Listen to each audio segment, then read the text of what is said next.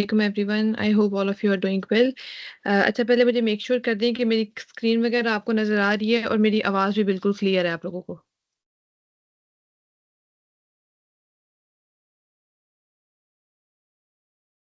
ठीक है, तो हम आज का सेशन स्टार्ट करते हैं। हमारा जो आज का सेशन है दैट इज़ अबाउट जावास्क्रिप्ट। हम 2 सेशंस हैं एचटीएमएल और सीएसएस को कंप्लीट कर चुके हैं। कल के जो मेरा सेशन था सीएसएस उसमें मैंने बेसिक आप लोगों की प्रैक्टिस के लिए कोई आपको प्लेग्राउंड के लिए कहा था कि आप फ्लेक्सबॉक्स की प्रैक्टिस वहाँ पे करें।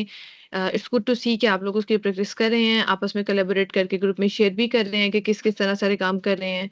और बिल्कुल इसी तरह आप लोग कंटिन्यू करें। आप लोगों को कोई असाइनमेंट्स वगैरह दी जा रही हैं आपस में, इसी तरह से आप लोग मिल-जुल के जो भी काम वगैरह आपको असाइन किया जाएगा, आप लोग उसको कंप्लीट करें। बात करते हैं हम आज के लेक्चर के बारे में दैट इज़ जावास्क्रिप्ट। तो क्या होती है जावास्क्रिप्ट? किस तरह से ये हमें वेब डेवलपमेंट में हेल्प आउट करी होती है? तो अभी तक सबसे पहले हम इसको बेसिक से समझ लेते हैं कि जावास्क्रिप्ट है क्या? जो हम शुरू से एक कार की एग्जांपल लेके चलते आ रहे हैं कि हमारे पास कार में हमने मेटालिक बॉडी बनाई थी, उसको हमने कहा था दैट वाज़ बेसिकली एचटीएमएल। हमने कार के ऊपर कोई उसकी डेकोर डेकोर करना है, उसको कोई ब्यूटी ऐड करनी है, कार के ऊपर कोई कलर ऐड कर रहे होंगे, वो हमने कहा था सीएसएस होता है। अब टाइम है कि हम अपनी कार को थोड़ा फंक्शनल भी कर दें, बना के उसको रख देना काम नहीं होता। उसको इस तरह से हम बना दें कि वो चलने के काबिल हो जाए, तो उसके अंदर हम चाह रहे हैं उसमें इंजन लेके आएँ, हम इंजन इंस्टॉल करें, ब्रेक्स वगैरह की फंक्शनिंग को देखें, इसके अलावा जो हमारी क्लचेज़ हैं और जितनी भी कार की प्रोसेसिंग है, अब उस सारी चीज़ को डील करने का टाइम है। तो ये तो हो गई रियल लाइफ एग्ज़ाम्पल। ये सारे काम हम जो अपनी जावास्क्रिप्ट है, उसको वेब पेजेज़ में किस तरह से बात कर रहे होते हैं कि वेब पेजेज़ में हमारे जो जावास्क्रिप्ट है, उसके बगैर हमारे वेब पेजेस स्टैटिक होते हैं। हमने सिर्फ़ और सिर्फ़ जैसे कल भी देखा था कि एचटीएमएल कंटेंट डाल दिया, दैट्स इट। उसके ऊपर हमने मज़ीद ब्यूटीफाई भी कर दिया उसको। लेकिन अभी तक जो हमारे बटन्स हमने बनाए हुए हैं, बटन्स को हम क्लिक कर रहे हैं, कुछ भी नहीं हो रहा। हमने कोई लिंक्स वगैरह बनाए थे, लिंक्स को या किसी मज़ीद चीज़ को क्लिक करने पे हम चाहते हैं कि हमारी कोई और चीज़ वगैरह खुले, कोई किसी चीज़ का कलर चेंज हो, कोई एक प्रॉपर इनपुट की बेस पे कोई हमें आउटपुट शो हो, ऐसा कोई भी काम हम लोगों ने फिलहाल अपने वेब पेजेस पे नहीं किया। तो हम अपनी वेबसाइट को अब स्टैटिक से ज़रा डायनामिक करना चाह रहे हैं कि यूज़र अपनी वेबसाइट पे कुछ करे, यूज़र कोई इनपुट दे तो उसके रिज़ल्ट में यूज़र को एक आउटपुट भी नज़र आ रही हो। तो वो काम करेंगे हम आज जावास्क्रिप्ट के अंदर। हम आज के लेक्चर के अंदर कवर क्या करने वाले हैं कि सबसे पहले बात है हम ये देखेंगे जावास्क्रिप्ट होती क्या है? जावास्क्रिप्ट के अंदर वेरिएबल्स क्या हैं, डेटा टाइप्स क्या हैं? स्ट्रिंग्स क्या होती हैं, फंक्शंस क्या होते हैं, मतलब प्रिमिटिव और रेफरेंस डेटा टाइप्स की बात कर रहे होंगे। ये होती क्या है चीज़ें हम वन बाय वन डिस्कस करेंगे। उसके अलावा हम डॉम मैनिपुलेशन को देख रहे होंगे और अगर हम थोड़ा हमारा टाइम बच गया तो हम इवेंट लिस्टनर्स पे भी काम कर रहे होंगे। बाकी की जो सारी चीज़ें मैंने लिखी हैं लाइक ES6 फीचर्स और ये बाकी सारी चीज़ें हैं, ये वन बाय वन जब हम अपने मेजर टॉपिक्स को कवर कर रहे होंगे तो ये सारा हमारा जो मेन टॉपिक्स हैं, ये उनके सब टॉपिक्स हैं, ये हमारी वहाँ पे चीज़ें कवर हो जाएँगी। हम स्टार्ट करते हैं जावास्क्रिप्ट से। अभी तक जैसे मैंने आपको एग्जांपल दी कि आप अज़्यूम करें कि जैसे आप कोई वेबसाइट पे जाते हैं, वेबसाइट पे आप एक फॉर्म फिल करते हैं। वो फॉर्म फिल करने के ऊपर अगर तो आपने लेट्स से जहाँ जैसे मेंशन था कि आपका नाम लिखना ज़रूरी है, आपकी ईमेल लिखना ज़रूरी है और सारी चीज़ें स्टेप बाय स्टेप करने के बाद आपने एक फॉर्म बिल्कुल ठीक फिल कर दिया है। अब उस फॉर्म को ठीक फिल करने के बाद आपको एक मैसेज भी शो होता है मोस्ट ऑफ द वेबसाइट्स के ऊपर कि you have successfully submitted a form. अब अगर जावास्क्रिप्ट वहाँ पे ना होती, तो हम लोगों ने जब सबमिट बटन पे क्लिक किया था, क्लिक करने के बाद वो जो हमें एक सक्सेस मैसेज शो हुआ था, एक पॉपअप विंडो ओपन हुई थी, वो जावास्क्रिप्ट के अलावा हो ही नहीं सकता। तो लिहाज़ा यूज़र ने जब इनपुट दिया, इनपुट उसने किस तरह दिया कि उसने बटन को सबमिट किया, उस बटन को क्लिक किया उसने। उसके रिज़ल्ट में एक विंडो शो हुई और यूज़र को पता चला कि हाँ, उसके इनपुट के रिस्पॉन्स में तो इस चीज़ को हम डील कर रहे होते हैं जावास्क्रिप्ट की मदद से। इसके अलावा हम लोगों ने बटन्स क्लिक करने हों, बटन्स क्लिक हम लोगों ने देख लिया है, फॉर्म फिल करना हो, इस तरह की जितनी भी चीज़ें हैं कि जिसमें यूज़र वेबसाइट के ऊपर कोई काम कर रहा हो, उसको उसके रिज़ल्ट में कोई ऑप्शन शो हो रहा हो। यूज़र एक चीज़ को एक बटन है क्लिक मी, क्लिक करने के और रिज़ल्ट में वेबसाइट के ऊपर एक नया कंटेंट ऐड होता जा रहा है। वेबसाइट के किसी एक पर्टिकुलर चीज़ का कलर चेंज होता जा रहा है, तो इस तरह की जितनी चीज़ें हैं, वो हम जावास्क्रिप्ट में देख रहे होंगे। लिहाज़ा जावास्क्रिप्ट सिंपल एक आप समझ लें कि इंटरैक्टिविटी का नाम है या हम अपनी वेबसाइट को स्टैटिक पोज़ीशन से मूव करके कि जहाँ वो कुछ नहीं कर रही थी, वहाँ से उसको हम अब एक डायनामिक पोज़ीशन में लेके आ चुके हैं। इसके अलावा जावास्क्रिप्ट की अगर हम लोग हिस्ट्री की बात कर रहे हों तो एट फर्स्ट हमें पता है कि एचटीएमएल और सीएसएस जो है वो हमारा ब्राउज़र्स पे काम कर रहा है। हम अपना वेबसाइट पे कोई भी लिंक वगैरह ओपन करते हैं वो हमारा क्रोम पे या किसी और के ब्राउज़र्स पे काम कर रहा होता है। तो जावास्क्रिप्ट भी जब सबसे पहले तैयार की गई थी क्योंकि जावास्क्रिप्ट को हमने इम्प्लीमेंट या इंटीग्रेट करना था एचटीएमएल और सीएसएस के साथ, तो जावास्क्रिप्ट भी सबसे पहले ब्राउज़र्स के लिए तैयार की गई थी। जब इसको ब्राउज़र्स के लिए बनाया गया था, तो इसके लिए हम लोगों को एक कंप्लीट अंडरलाइंग सिस्टम चाहिए था जो जावास्क्रिप्ट को समझता। अभी हम देखें, हमने कहा था सीएसएस हमारी वेबसाइट की ब्यूटी होती है। उसी तरह जो जावास्क्रिप्ट है वो हमारी वेबसाइट का ब्रेन है। लेकिन ये एक ऐसा ब्रेन है जिसको फंक्शनैलिटी के लिए एक मज़ीद दूसरे ब्रेन की ज़रूरत पड़ती है। मतलब हमें एक ऐसा सिस्टम चाहिए था जो हमारे जावास्क्रिप्ट को भी अंडरस्टैंड करता। ब्राउज़र्स ने एचटीएमएल को देख लिया, सीएसएस को देख लिया। जब जावास्क्रिप्ट ब्राउज़र पे जा रही थी तो वहाँ पे उसको अंडरस्टैंड करने के लिए कोई सिस्टम एग्ज़िस्ट नहीं कर रहा था। इसलिए इसके लिए क्या किया गया कि जो ब्राउज़र थे, सब ब्राउज़र ने अपने लिए एक जावास्क्रिप्ट इंजन तैयार किया था। जावास्क्रिप्ट इंजन फिलहाल आप समझ लीजिए कि ऐसी मशीन है जो कि जावास्क्रिप्ट के कोड को अंडरस्टैंड कर रही होती है। बिल्कुल उसी तरह जो हमारा क्रोम है, क्रोम ने जब जावास्क्रिप्ट इंजन तैयार किया उन्होंने उसका नाम रखा V8 इंजन। बाकी के जो ब्राउज़र्स हैं, हर एक ब्राउज़र ने अपना एक जावास्क्रिप्ट इंजन तैयार किया हुआ है जो कि उनकी ब्राउज़र पे जब वेबसाइट को ओपन किया जाता है, उसके हिसाब से वो उस जावास्क्रिप्ट को अंडरस्टैंड करता है, उसको एग्ज़ीक्यूट करता है और हमें हमारे रिक्वायर्ड आउटपुट शो करता है। ये तो हो गया जावास्क्रिप्ट इंजन का काम। अब एक बात आती है कि अगर सिर्फ़ ब्राउज़र पे ही रन करना था हमें जावास्क्रिप्ट को और हमेशा सिर्फ़ उसी के लिए हमने जावास्क्रिप्ट इंजन तैयार किया था। तो अगर हमें ब्राउज़र के अलावा भी कभी अपनी जावास्क्रिप्ट को रन करने की ज़रूरत पड़ जाए, तो हम उस केस में क्या कर रहे होंगे?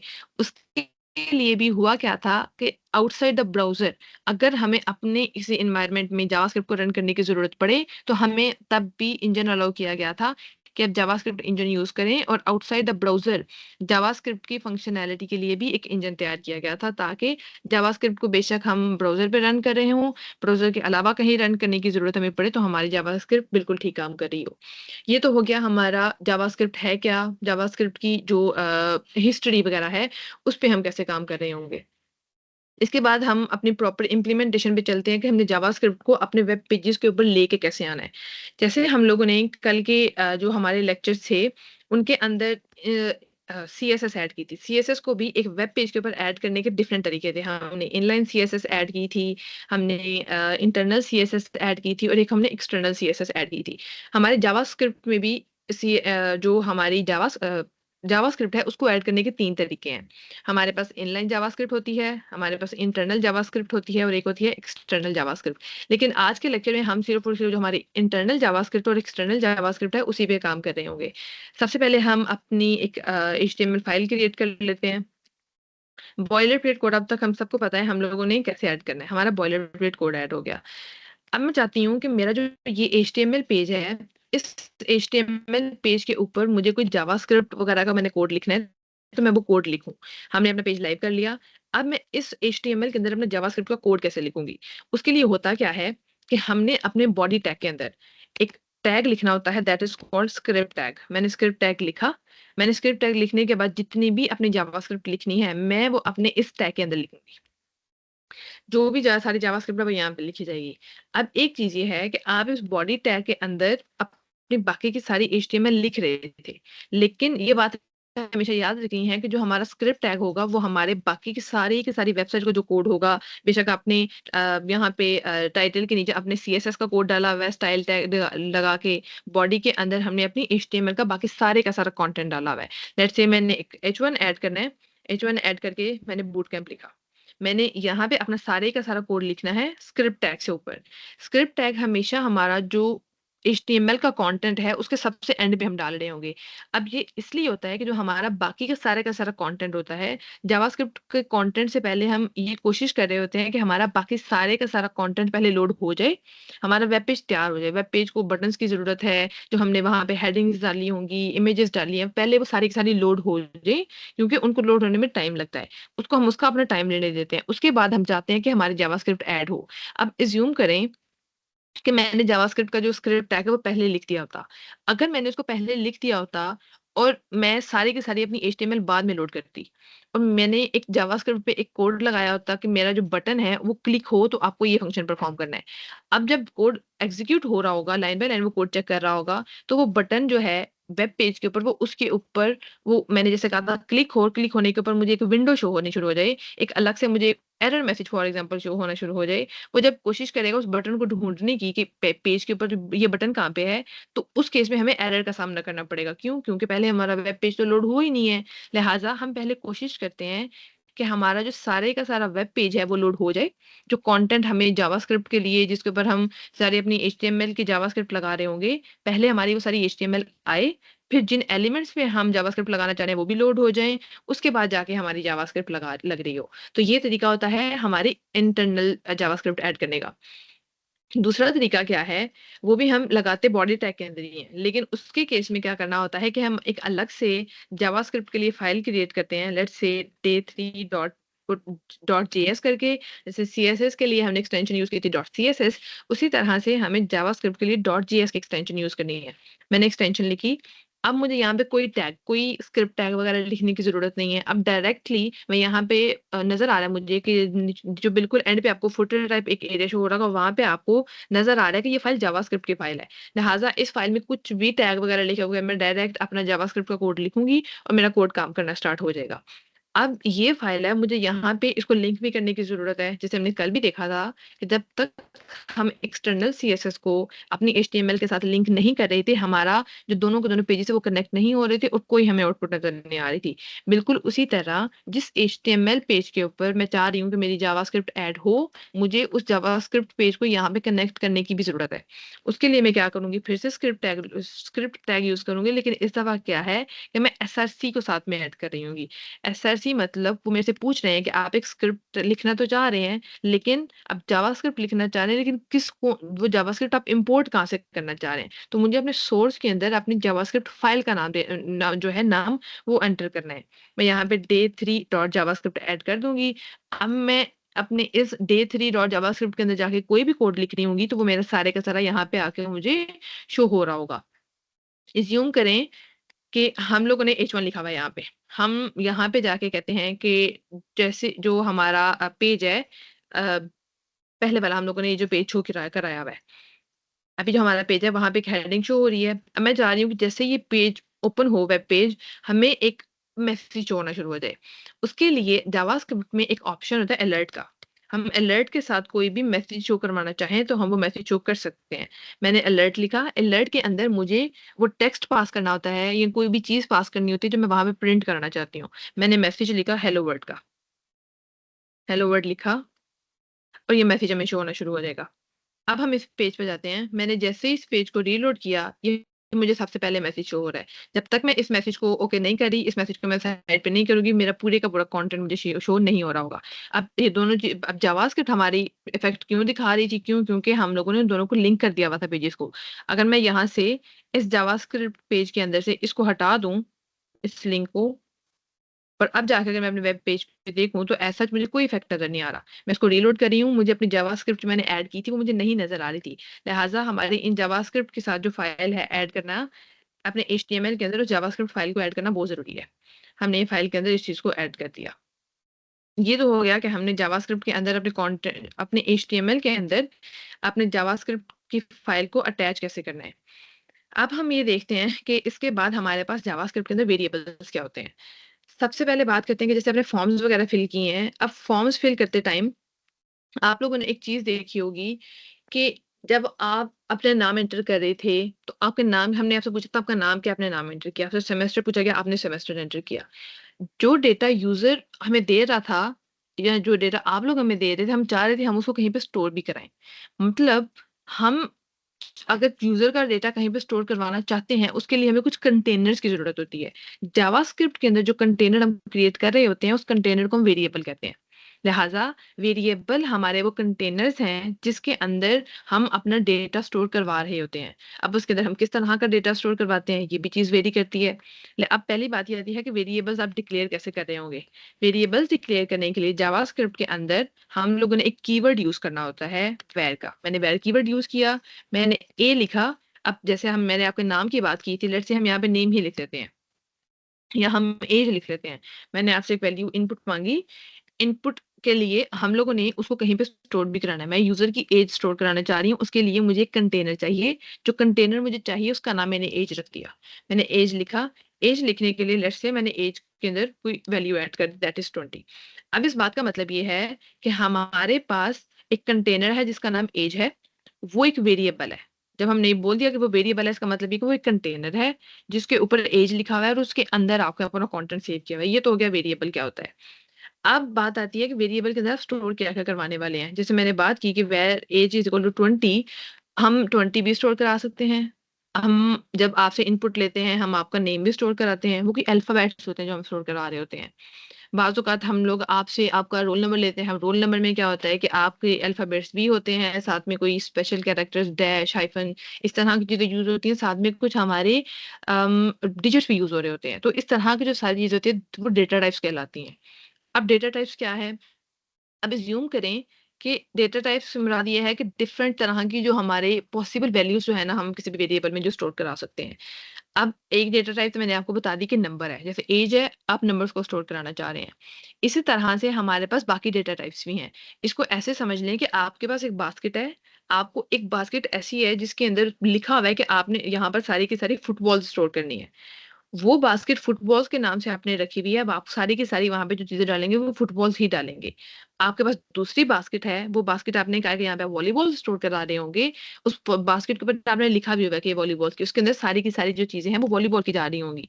लिहाज़ा ये चीज़ें हैं, आप बास्केट को कंसीडर करें कंटेनर है, उसके ऊपर लिखा हुआ जो टैग है कि ये फलाँ किस्म की बॉल स्टोर करा रही होगी, वो आपके वेरिएबल का नाम है और उसके अंदर जो आपने कंटेंट किया, जो बॉल्स ऐड की हैं, वो आपका डेटा है। उसी तरह से जैसे हमारे पास बास्केटबॉल है, वॉलीबॉल है, उसी तरह से एक डेटा टाइप हमारी हो गई, ये मैंने आपको शो कर दिया 20। मैं चाहती हूँ कि मुझे नज़र आए, मैं अपने वेब पेज पे जाके ये चेक करूँ कि इसका जो वैल्यू है मैं इसको प्रिंट करवा के देखना चाह रही हूँ। जब जावास्क्रिप्ट के अंदर हमको वैल्यू प्रिंट करवाना चाह रहे होते हैं, तो हम क्या करते हैं कंसोल डॉट लॉग करते हैं। फिलहाल आप सिर्फ ये ज़ूम करने की वैल्यू प्रिंट कराने के लिए कंसोल डॉट लॉग यूज़ हो रहा होगा। हमने कंसोल डॉट लॉग किया दैट इज़ ऐज।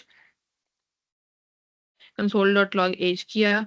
अब साथ ही साथ हम वेब पेज पे चेक करना चाह रहे थे, लेकिन वो हमें फिलहाल यहाँ पे नहीं शो हुआ। क्यों? क्योंकि मैंने उसको वेब पेज के ऊपर अभी ऐड नहीं किया। वो हम जाके जो हमारा एंड वाला टॉपिक होगा डॉम का, उसके अंदर देख रहे होंगे। फिलहाल जो हमारा इफ़ेक्ट है, मैंने राइट क्लिक इंस्पेक्ट किया, वहाँ पे जाके मैं कंसोल में चेक कर रही हूँ कि मुझे ऐज प्रिंट करो।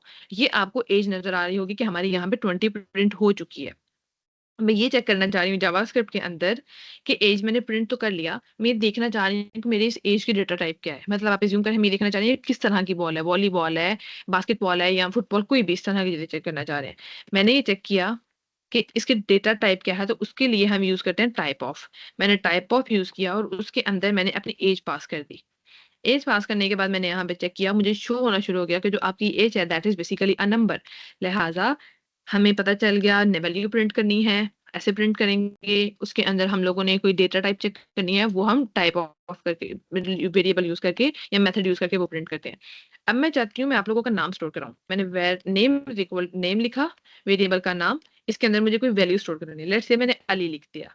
अली मैंने लिखा है, अब मैं इसको भी प्रिंट करवा के देखना चाह रही हूँ, तो मैं क्या करूँगी console dot log that is name, हमें नेम प्रिंट हो गया दैट इज़ अली। अब एक चीज़ ये है कि इसके ऊपर आपको नज़र आ रहा होगा कि हम लोगों को ये लाइन उन्होंने कट की हुई है। ये लाइन इसलिए कट की है कि हमारे पास जो जावास्क्रिप्ट है उसके अंदर ये एक कीवर्ड है जो अब खत्म हो चुका है। मतलब पहले इसको यूज़ किया जाता था जावास्क्रिप्ट के अंदर, जैसे मैंने आपको यहाँ पे वर लिखा हुआ है। कीवर्ड्स कुछ ऐसी वैल्यूज़ होती हैं जो उस लैंग्वेज ने प्री डिफाइंड करके रख दी हों। जैसे अभी मैं ऐज यूज़ कर रही हूँ, ऐज एक ऐसी चीज़ है जो मैं खुद डिफाइन कर रही हूँ। जावास्क्रिप्ट में ये चीज़ डिफाइन नहीं है। ऐसे नाम या ऐसी चीज़ें जो जावास्क्रिप्ट के अंदर ऑलरेडी डिफाइन हो गई हों, उनको या किसी भी लैंग्वेज के अंदर डिफाइन हो, उसको कीवर्ड कहा जाता है। नेम जो था वो वन्स अपॉन अ टाइम एक कीवर्ड था जो यूज़ किया जाता था, लेकिन अब वो डेप्रिकेट हो चुके हैं, मतलब अब वो वहाँ पे यूज़ नहीं किया जा रहा। तो इट्स गुड कि अगर हम लोग भी इसको ना यूज़ करें। लेट्स से मैंने इसको एस नेम लिख दिया। स्टूडेंट नेम मैंने यहाँ पे भी एस नेम कर दिया। यहाँ पे प्रिंट किया जाके हमने, तो हमें नज़र आना शुरू हो गया कि that is student name that is Ali. अब मैंने अली को, तो आपने देखा होगा कि मैं इसको एक इन्वर्टेड कॉमास लिख रही हूँ और इन्वर्टेड कॉमास के अंदर जाके मैं अपना स्टूडेंट का जो नाम है वो स्टोर करा रही हूँ। लिहाजा जब आप जावास्क्रिप्ट के अंदर कोई अल्फ़ाबेटिक या इस तरह का कोई इन्फॉर्मेशन स्टोर कराना चाह रहे होते हैं, तो उसके लिए हमें इन्वर्टेड कॉमास यूज़ करने पड़ते हैं। इन्वर्टेड कॉमास यूज़ करके अपना डेटा वहाँ पे स्टोर कराना पड़ता है। मैं इसको प्रिंट करके ये देखना चाह रही हूँ कि इसकी डेटा टाइप क्या है। हम यहाँ पे लिख देंगे एसनेम। हम एसनेम लिख रहे हैं, हमें शो हो रहा है ये एक स्ट्रिंग है। जो चीज़ अल्फ़ाबेट है, वो हमें यहाँ पे स्ट्रिंग शो हो रही है। ये अल्फ़ाबेट सिर्फ़ और सिर्फ़ स्ट्रिंग में अल्फ़ाबेट्स नहीं होते। ऐसी डेटा टाइप जो आप इन्वर्टेड कॉमास के अंदर लिख रहे हों, अब उसके अंदर आप उसका नाम लिखें, नाम के साथ आप अगर यहाँ पे अपने रोल नंबर भी लिखना चाहिए, जैसे हाँ, FA22 या कोई भी रोल नंबर है आपका, उसको लिखें, आपके पास नेम है, आपके पास अल्फ़ाबेट्स है, अल्फ़ाबेट्स के साथ कुछ डिजिट्स हैं, तो इस तरह की जो चीज़ें होती हैं, वो आप लोग स्ट्रिंग्स के साथ शो कर रहे होते हैं। ये चीज़ हमने देख ली, 2 डेटा टाइप्स हमने देख ली कि हमारे पास नंबर है, हमारे पास स्ट्रिंग्स है। इसके अलावा आपने फिज़िक्स में कुछ लॉजिक गेट्स वगैरह पढ़े होंगे, जिनमें आपने देखा होगा कि हमारे पास 1 0 0 1 इस तरह की कुछ चीज़ें होती थी। गेट्स में बूलियन वैल्यूज़ होती थी। वो सिर्फ़ रेफ़रेंस के लिए मैं बात कर रही हूँ। बाज़ औक़ात क्या होता है कि हमें जब प्रोग्रामिंग या कोडिंग करते हुए कुछ वैल्यूज़ जो हैं, वो इस फ़ॉर्म में स्टोर करानी पड़ती हैं कि हम कहते हैं या तो ये ठीक होगा या गलत होगा। मतलब ट्रू या फ़ॉल्स की फ़ॉर्म में ये बात जा रही है। हम जैसे एक वेरिएबल क्रिएट कर लेते हैं वेयर मैं कहती हूँ स्टूडेंट।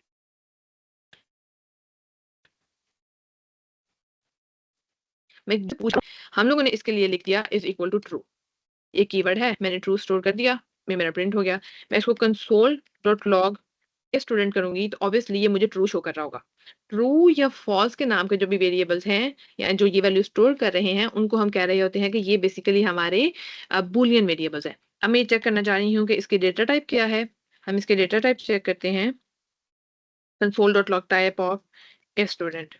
स्टूडेंट की डेटा टाइप मैंने चेक की है and that is Boolean. Boolean मतलब या तो ये ट्रू स्टोर कराएगा या ये फॉल्स की वैल्यू स्टोर करा रहा होगा। 3 हमारे डेटा टाइप्स हो चुके हैं। इसके बाद जो 2 डेटा टाइप्स हैं हमारे that is null and undefined. अब ये क्या चीज़ें होती हैं? बाज़ औक़ात क्या होता है कि हमारे पास जो डेवलपर्स होते हैं, वो वेरिएबल को बनाना तो चाह रहे होते हैं लेकिन उसपे कोई वैल्यू स्टोर नहीं कराना चाह रहे होते। मतलब बनाने से क्या मुराद है? जब हम सिंपली इस तरह से लिख दें मैंने वेरिएबल ए लिख दिया, पहले अभी तक आपने देखा होगा मैं वेरिएबल लिख भी रही थी, मैं उसमें एक वैल्यू भी स्टोर करा रही थी। अब मैंने सिंपली क्या किया मैंने वेरिएबल ए लिख दिया है।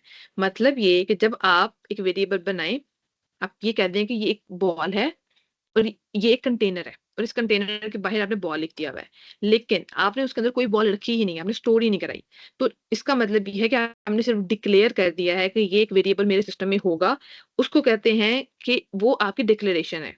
लेकिन मैंने डिक्लेयर करने के बाद जैसे यहाँ पे ऐज था, ऐज को डिक्लेयर करने के बाद मैंने कहा था एक कंटेनर है, कंटेनर का नाम मेरा ऐज है और उस कंटेनर में एक वैल्यू भी स्टोर है, वो 20 है, तो उसको हम कह रहे होंगे इनिशियलाइज़ेशन भी कर दी है। आप वेरिएबल बनाएँ, वेरिएबल में उसकी वैल्यू भी स्टोर करें, that is basically declaration plus initialisation. फिलहाल हम लोगों ने ये सारी चीज़ें देखने के बाद वेर ए की हम बात कर रहे थे। मैंने यहाँ पे सिर्फ़ और सिर्फ़ वेरिएबल डिक्लेयर किया। हम अगर जावास्क्रिप्ट के अंदर एक वेरिएबल को डिक्लेयर करें और डिक्लेयर करने के बाद छोड़ दें, उसमें कुछ भी स्टोर मत कराएँ, तो उसकी जो डेटा टाइप हमें रिटर्न होती है, वो होती है अनडिफाइंड। हम console.log करके हम इसकी टाइप ऑफ चेक करते हैं, टाइप ऑफ ए हमें अनडिफाइंड शो हो रहा होगा क्योंकि हमने इसके अंदर कुछ स्टोर ही नहीं कराया। मतलब सिर्फ़ और सिर्फ़ आपने डिक्लेयर किया और आपने कोई वैल्यू स्टोर नहीं कराई है। तो दैट इज़ बेसिकली अनडिफाइंड। इसके अलावा अगर जैसे ये वाली तो सारी वैल्यूज़ थी कि मुझे एक्चुअली पता था कि हम एक डेट वैल्यू है, कंटेनर का नाम है, उसमें मैंने एक वैल्यू भी स्टोर कराई है। लेकिन वो एक एक्चुअल वैल्यू थी, आपने एक एक्चुअल एज स्टोर कराई थी। बाज़ औक़ात क्या होता है कि आपको पता तो है कि आप एक कंटेनर बनाएँगे और आपको ये भी पता है कि आप फ्यूचर में उसमें एक वैल्यू भी स्टोर कराएँगे, लेकिन एट द मोमेंट आपको ये नहीं पता है कि आप उसमें क्या वैल्यू स्टोर करा रहे हैं, तो वो होता है नल। उस केस में हम लोग खुद से या डेवलपर खुद से ये स्पेसिफाई कर देता है कि फिलहाल मैं वेरिएबल बी बना रहा हूँ, मैं इसको इनिशियलाइज़ भी करना चाह रहा हूँ। लेकिन मुझे फिलहाल इसमें क्या वैल्यू मैंने स्टोर करानी है वो मुझे नहीं पता, तो उस चीज़ को हम नल की कैटेगरी में फ़ॉल करा रहे होते हैं। सिंपली console.log टाइप ऑफ करें, टाइप ऑफ बी अब इसके लिए हमें नल शो हो रहा होगा। नल यहाँ पे अब नल को यहाँ पे इन्होंने ऑब्जेक्ट शो किए। क्यों? क्योंकि जो हमारा नल है, वो एक ऐसी डेटा टाइप है जो बेसिकली एक ऑब्जेक्ट है।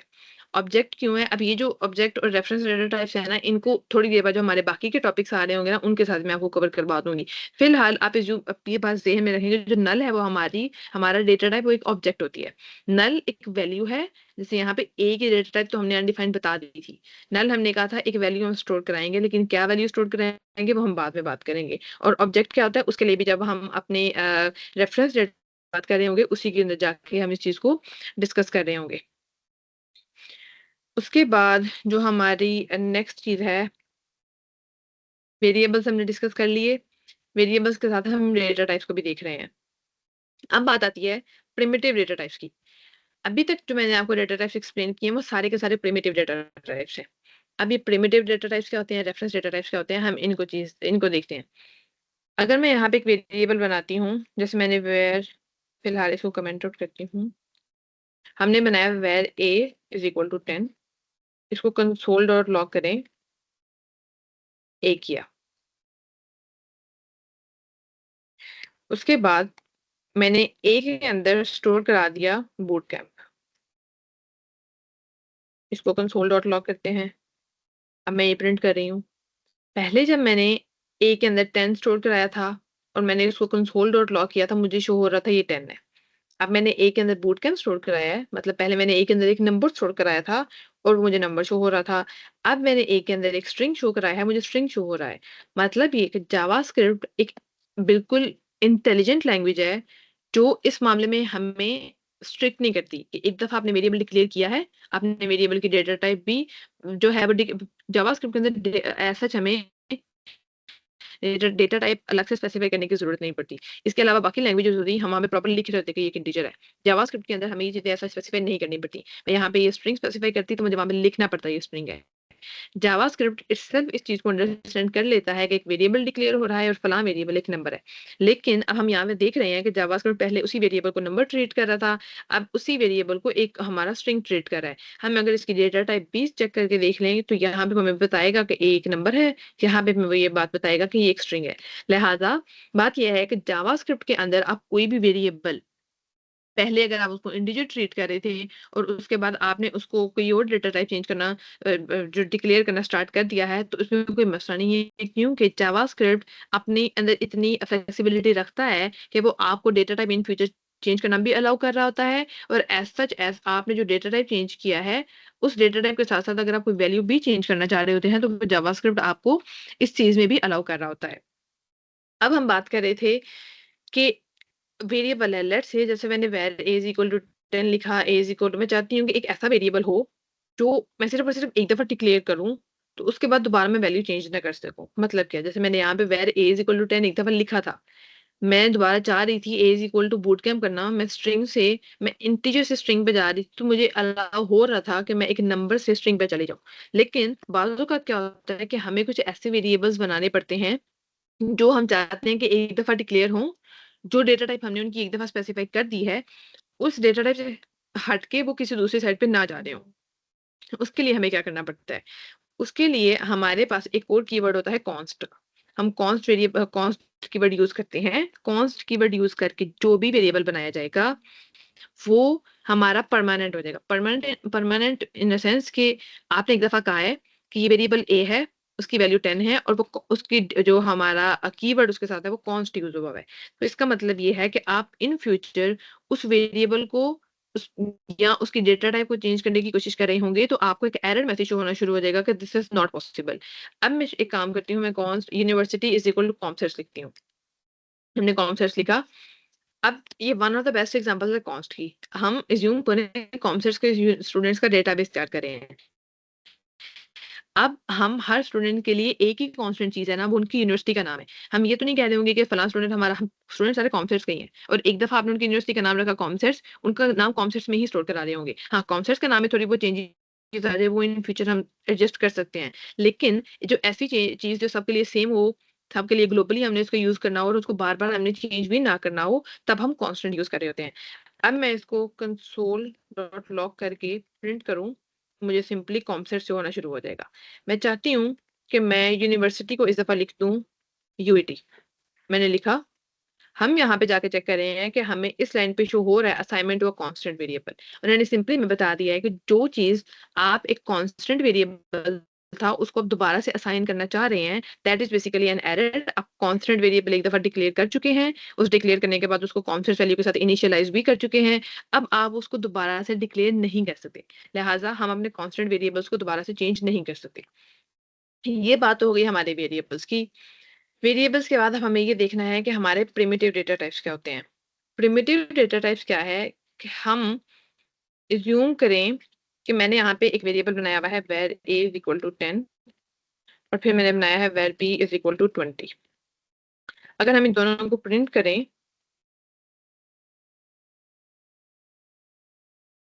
डॉट लॉग a किया है, कंसोल डॉट लॉग b किया है। सिंपल सी बात है। प्रिंट करेंगे 10 और 20 प्रिंट हो जाएगा। अब मैंने एक चीज़ की है b is equal to a, मतलब मैंने कहा जो हमें है बी का वाला जो कंटेनर है उसके अंदर वो वैल्यू स्टोर होगी जो ए की वैल्यू थी। इस बात बी इज इक्वल टू ए को आपने इस तरह से समझना है। पहले बी की वैल्यू थी 20, अब मैंने कहा है बी इज इक्वल टू ए, मतलब जो बी वैल्यू है वो अपने अंदर अब वो बी का जो कंटेनर है वो अपने अंदर अब वो वैल्यू स्टोर कराएगा जो ए के पास वैल्यू थी। कंसोल डॉट लॉग हम लोग इसके अंदर बी को प्रिंट करके देखते हैं। पहले बी 20 प्रिंट हो रहा था, अब इस चीज के बाद b is equal to 10 print होना चाहिए। हमने देख लिया कि अब जो बी का कंटेनर है उसने अपने वही वैल्यू ले ली है जो पहले ए थी। हम एक और चीज़ टेस्ट करते हैं। मैं कहती हूँ ए इज़ इक्वल टू 30 है। हमने तो ये कहा था कि जो बी है वो ए के इक्वल है, मतलब बी वो वैल्यू स्टोर करवाया करेगा जो कि ए के पास होगी। मैंने ए 30 किया है तो अब लॉजिकली जब मैं कंसोल डॉट लॉग बी कर रही होंगी तो हमें क्या वैल्यू शो होनी चाहिए। कंसोल डॉट लॉग बी किया वो तो मुझे अभी तक 10 शो हो रही है, हालांकि हमने तो ए की वैल्यू चेंज कर दी थी।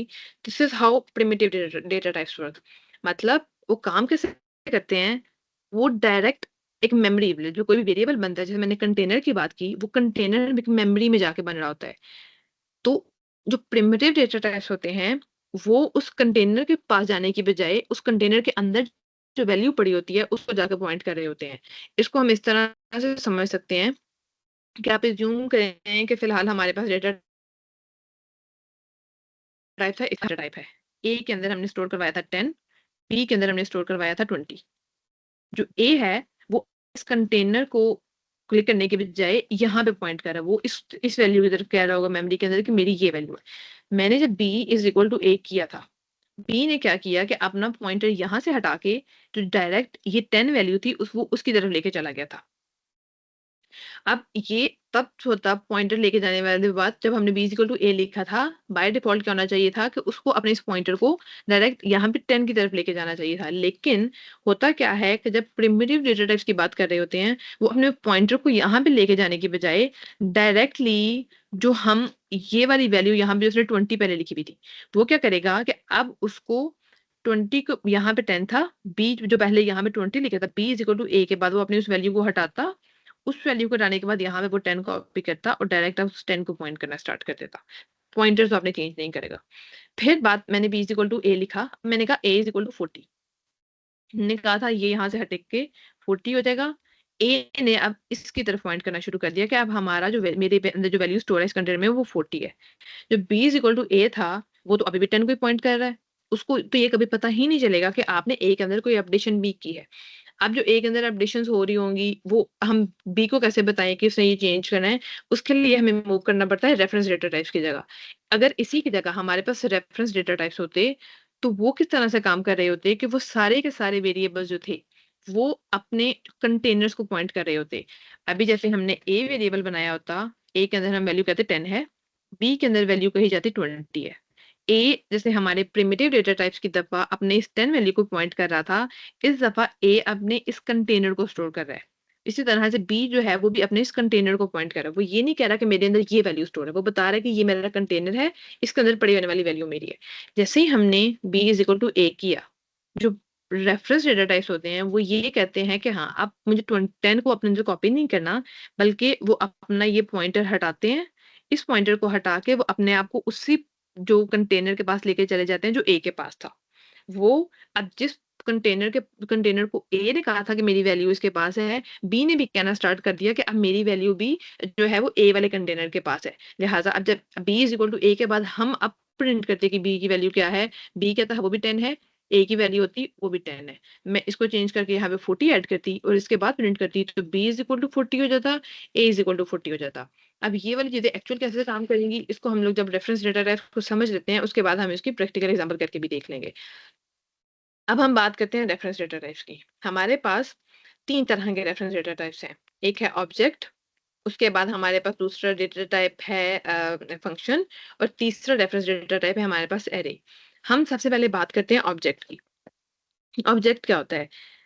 जो डेटा टाइप है ऑब्जेक्ट का, उसके अंदर हम लोगों ने बाज़ औक़ात अभी जैसे हम डेटाबेस की बात करते हैं, आप अज़्यूम करें कि स्टूडेंट का डेटा है। अभी हम लोग वेरिएबल्स में स्टोर करा रहे थे कि ठीक है, variable a is equal to 10 है, बी इज़ इक्वल टू 20 है, या यहाँ पे मैंने कहा ठीक है, एक स्टूडेंट है, उसका एज आपने 20 स्टोर करा दिया एक वेरिएबल में। फिर हमें नया वेरिएबल बनाना पड़ा और हमने कहा ठीक है, उसका नाम आप ये स्टोर कर दें। फिर मज़ीद एक वेरिएबल बनाना पड़ा, उसके अंदर हमने कहा कि स्टूडेंट से पूछ लें कि वो स्टूडेंट है कि नहीं है एंड ऑल दैट, या इसको हम चेंज करके ये भी कह सकते हैं कि क्या वो बीएस का स्टूडेंट है या नहीं है। फिर हमें मज़ीद एक डेटा टाइप वेरिएबल बनाना पड़ा कि यूनिवर्सिटी का स्टूडेंट है कि नहीं। अगर हमारे पास कोई एक ऐसा तरीका हो कि हम अपनी इन्फॉर्मेशन को इस तरह से स्कैटर करने की बजाय हम ऐसा डेटा टाइप बनाएँ कि हमारी सारी की सारी एक जो रिलेटेड इन्फॉर्मेशन है, जैसे स्टूडेंट की मिसाल ले लें, तो स्टूडेंट का नाम है, स्टूडेंट की एज है, उसकी यूनिवर्सिटी है, उसकी डिग्री का लेवल है, इस सारी इन्फॉर्मेशन को अलग-अलग वेरिएबल्स में स्कैटर करने की बजाय हम एक नया कंटेनर बनाएँ और वो कंटेनर जो है, वो सारे स्टूडेंट्स की अपने स्टूडेंट की इन्फॉर्मेशन वहाँ स्टोर कर रहा हो। मतलब हम ये कह रहे हैं हमारा एक कंटेनर हो, उस कंटेनर के अंदर उस कंटेनर का नाम हम स्टूडेंट बना रहे हों। स्टूडेंट करने के बाद हम यहाँ पे ये कह दें कि जो हमारा ये कंटेनर है, इसका नाम स्टूडेंट है, हमने ये बना दिया। ये हम चाह रहे हैं और वो इसको पॉइंट कर रहा है। उसको पॉइंट कर रहा है, इसी के अंदर इसका नाम स्टोर हो, इसी के अंदर इसकी एज स्टोर हो, इसी के अंदर इसका रजिस्ट्रेशन नंबर हो और इस तरह की सारी चीज़ें हो। ये सारा कुछ करने में हमें हेल्प कर रहा होता है ऑब्जेक्ट। अब ऑब्जेक्ट कैसे बनाया जाता है? सबसे पहले ये चीज़ हम करते क्या हैं, हम अपना कीवर्ड यूज़ करते हैं वेयर। कोई भी हम कीवर्ड यूज़ करते हैं, जैसे हमने कॉन्स्ट भी यूज़ किया था, वेयर यूज़ करे हैं, इसी तरह हम कोई भी कीवर्ड यूज़ करेंगे। मैंने वेयर लिखा, मुझे किसके बारे में डेटा स्टोर कराना है? एक स्टूडेंट के बारे में, तो हमें लिखना होता है अपने उस ऑब्जेक्ट का नाम। मैंने ऑब्जेक्ट का नाम लिखा, ऑब्जेक्ट का नाम लिखने के बाद मैं कर्ली ब्रेसेस लिखूँगी और मुझे अब अपना कंटेनर बनाया। मतलब मैंने एक लिख दिया, मैंने कंटेनर के बाहर स्टूडेंट लिखा था, कंटेनर का नाम बन गया। कर्ली ब्रेसेस बना के मैंने कह दिया ये मेरा एक कंटेनर है, जिसका नाम स्टूडेंट है। हमारे स्टूडेंट का सारा डेटा इस कंटेनर के अंदर स्टोर हो रहा होगा। अब हमने इस कंटेनर के अंदर डेटा स्टोर कैसे करना है? जो ऑब्जेक्ट्स होते हैं उसके अंदर वैल्यू स्टोर की जाती है की वैल्यू पेयर्स की फॉर्म में। की वैल्यू मतलब हमने कहा स्टूडेंट तो है ठीक है कंटेनर का नाम, लेकिन स्टूडेंट के अंदर हम डायरेक्टली बता दें कि हमने नाम लिख दिया अली, एज लिख दी 20, लेकिन हम सिर्फ अली लिख रहे हैं, 20 लिख रहे हैं, यूनिवर्सिटी लिख रहे हैं, लेकिन हमने ये बताया नहीं है किस चीज़ का नाम, इसके साथ ये किसके साथ एसोसिएट कर रहे हैं। तो डायरेक्ट हमने डेटा भी नहीं डालना, डेटा के साथ ये भी स्पेसिफाई करना चाह रहे हैं कि हम उस स्टूडेंट के बारे में किस चीज़ का डेटा स्टोर कर रहे हैं। मैंने अली असद लिखा, अली असद लिखने के साथ मुझे ये भी तो बताना है कि अली असद है क्या? That is basically a name, तो मुझे साथ ये स्पेसिफाई करने की भी ज़रूरत है। उसके लिए हम की वैल्यू पेयर्स बना रहे होते हैं। अब वो की वैल्यू पेयर कैसे बनता है? मैंने कंटेनर का नाम लिख दिया, कंटेनर का नाम लिखने के बाद मुझे यहाँ पे लिखना है नेम। मैंने नेम लिखा, अब नेम वाला मसला मैं पहले आपको बता चुकी हूँ, डेप्रिकेट हो चुका है। लेट्स से हम एस नेम लिख रहे हैं। एस नेम लिखा, हमने कहा मैं स्टूडेंट का नेम स्टोर कराना चाह रही हूँ। अब कॉलन लगाएँ, आप स्टूडेंट के बारे में क्या नेम स्टोर कराना चाहते हैं? ऑब्वियसली इट्स अ स्ट्रिंग, हम कहते हैं हम अली असद नाम स्टोर कराना चाहते हैं। हमने लिख दिया। स्टूडेंट नाम का कंटेनर था, उसका कंटेनर का नाम स्टूडेंट था, कंटेनर बना, कंटेनर के अंदर पहली वैल्यू स्टोर हो चुकी है, जो हमने कहा है कि उसका नाम अली असद है। मुझे सिर्फ़ और सिर्फ़ ये नहीं स्टोर करवाना था, इसके अलावा भी हमें 2-3 और वैल्यू स्टोर अज़्यूम करके करवानी है। अगर हमें अपने इस कंटेनर में, अपने इस ऑब्जेक्ट में इस एक की मतलब क्या डेटा स्टोर कराना है, वैल्यू मतलब उस डेटा के अंदर एक्चुअली क्या आपने स्टोर कराया हुआ है। उसके अलावा मज़ीद की वैल्यू पेयर स्टोर करवाने हैं तो मुझे वो भी लिखने पड़ेंगे। मैं ऐज लिखूँगी, ऐज लिख के फिर से कॉलन लिखा, ऐज क्या है लेट्स से मैंने 19 लिख दी। बिल्कुल इसी तरह आप मज़ीद जो-जो डेटा स्टोर करवाना चाह रहे हैं, आप वो भी इसमें ऐड कर सकते हैं। अब हमारा बन गया ऑब्जेक्ट। हम सबसे पहले देखना चाह रहे हैं कि हम इसको प्रिंट करें तो हमें क्या शो होता है। मैंने लिखा कंसोल डॉट लॉग स्टूडेंट, हमने स्टूडेंट लिखा, जाके इस वेब पेज पे देख रहे हैं, हमें यहाँ पे बिल्कुल उसी तरह जैसे हमने एक ऑब्जेक्ट क्रिएट किया था, वो हमें नज़र आना शुरू हो गया है। हमने ऑब्जेक्ट को देख लिया, ऑब्जेक्ट देखने के बाद अब मैं चाह रही हूँ कि जो इसके अंदर ये है नेम, एस नेम है, ये जो एज है, मैं इनको एक्सेस करना चाह रही हूँ। मैं अब इसको एक्सेस कैसे करूँगी? मैंने स्टूडेंट नेम लिखा, मुझे स्टूडेंट के अंदर जो नाम है उसको एक्सेस करने के लिए क्या होता है कि ऑब्जेक्ट का नाम लिखना पड़ता है, फिर डॉट लिखते हैं, डॉट लिखने के बाद आपको वीएस कोड पे रिकमेंडेशन मिल रही है कि आपके इस ऑब्जेक्ट के अंदर 2 चीज़ें पड़ी हुई हैं, एक उस स्टूडेंट का नाम है और एक उस स्टूडेंट का एक का एज है वो आपने एक्सेस करना है। मैंने स्टूडेंट डॉट एज लिखा, स्टूडेंट डॉट एज लिखने के बाद जाके मैं एक्सेस करूँ तो मुझे 19 शो हो रहा है कि हाँ, हम इस ऑब्जेक्ट के अंदर पड़े हुए उस नाम को स्टोर करा सकते हैं। अब एक तरीका तो ये हो गया। दूसरा तरीका क्या है कि हम लोग इसी तरह से क्या करते हैं, स्टूडेंट लिखते हैं। स्टूडेंट लिखने के बाद हम लोगों ने स्क्वायर ब्रैकेट्स लिखनी होती है। हम इन्वर्टेड कॉमास लिख के भी उस जो हमारा ऑब्जेक्ट है उसके अंदर के वेरिएबल्स को एक्सेस कर सकते हैं। मैंने फिर से एज लिखा। अब मैं इसको एक्सेस कर रही हूँ तो मुझे शो हो रहा है कि 19 एज है। अब एक चीज़ हमें समझ आ रही है कि हम मतलब बाज़ औक़ात होता है क्या है कि हमारे सब स्टूडेंट अभी तो फिलहाल हमारे ऑब्जेक्ट का नाम छोटा है या वैसे भी हम स्टूडेंट ऑब्जेक्ट के अंदर से कोई भी वैल्यू एक्सेस करना चाह रहे हैं, तो हमें पहले प्रॉपर उस ऑब्जेक्ट का नाम लिखना पड़ रहा है। उस ऑब्जेक्ट का नाम लिखने के बाद हम लोगों को उस जो उसके अंदर से हम डेटा एक्सेस करना चाह रहे हैं, हमें उस डेटा का भी नाम लिखना पड़ रहा है। तो इट्स अ हसल जो हमें फेस करनी पड़ी है। इससे बचने के लिए कोई ऐसा तरीका होना चाहिए था कि मैं स्टूडेंट डॉट नेम लिखने की बजाय डायरेक्ट एज लिखती और मुझे पता चल जाता कि सब्जेक्ट के अंदर जो डेटा पड़ा हुआ है उसकी एज क्या है। उसको करने के लिए हमारे पास एक कॉन्सेप्ट होता है दैट इज कॉल्ड डीस्ट्रक्चरिंग। अब डीस्ट्रक्चरिंग कैसे होती है? डीस्ट्रक्चरिंग में क्या होता है, वो कहते हैं कि आप अपने ऑब्जेक्ट के अंदर जो आपके वेरिएबल्स पड़े हैं, आप उनका डेटा कुछ इस तरह से एक्सट्रैक्ट करें कि आप इन फ्यूचर बस उस वेरिएबल का नाम लिखिए, जैसे मैं चाहती हूँ कि मैं एज लिखूँ और मुझे वो एक्सेस हो जाए। उसके लिए क्या करना पड़ता है, आप लिखें वेर या कोई भी अपना कीवर्ड लिखना है, आपने वेर लिखना है, कॉन्स्ट लिखना है, लेट लिखना है, हम वो लिख रहे हैं। फिर आपको लिखनी है कर्ली ब्रेसेस। कर्ली ब्रेसेस लिखने के बाद आप बताएँ, आप क्या-क्या चीज़ें इस ऑब्जेक्ट में से एक्सट्रैक्ट करना चाहते हैं। फॉर नाउ अज़्यूम करें हम सिर्फ़ ऐज निकालना चाह रहे हैं।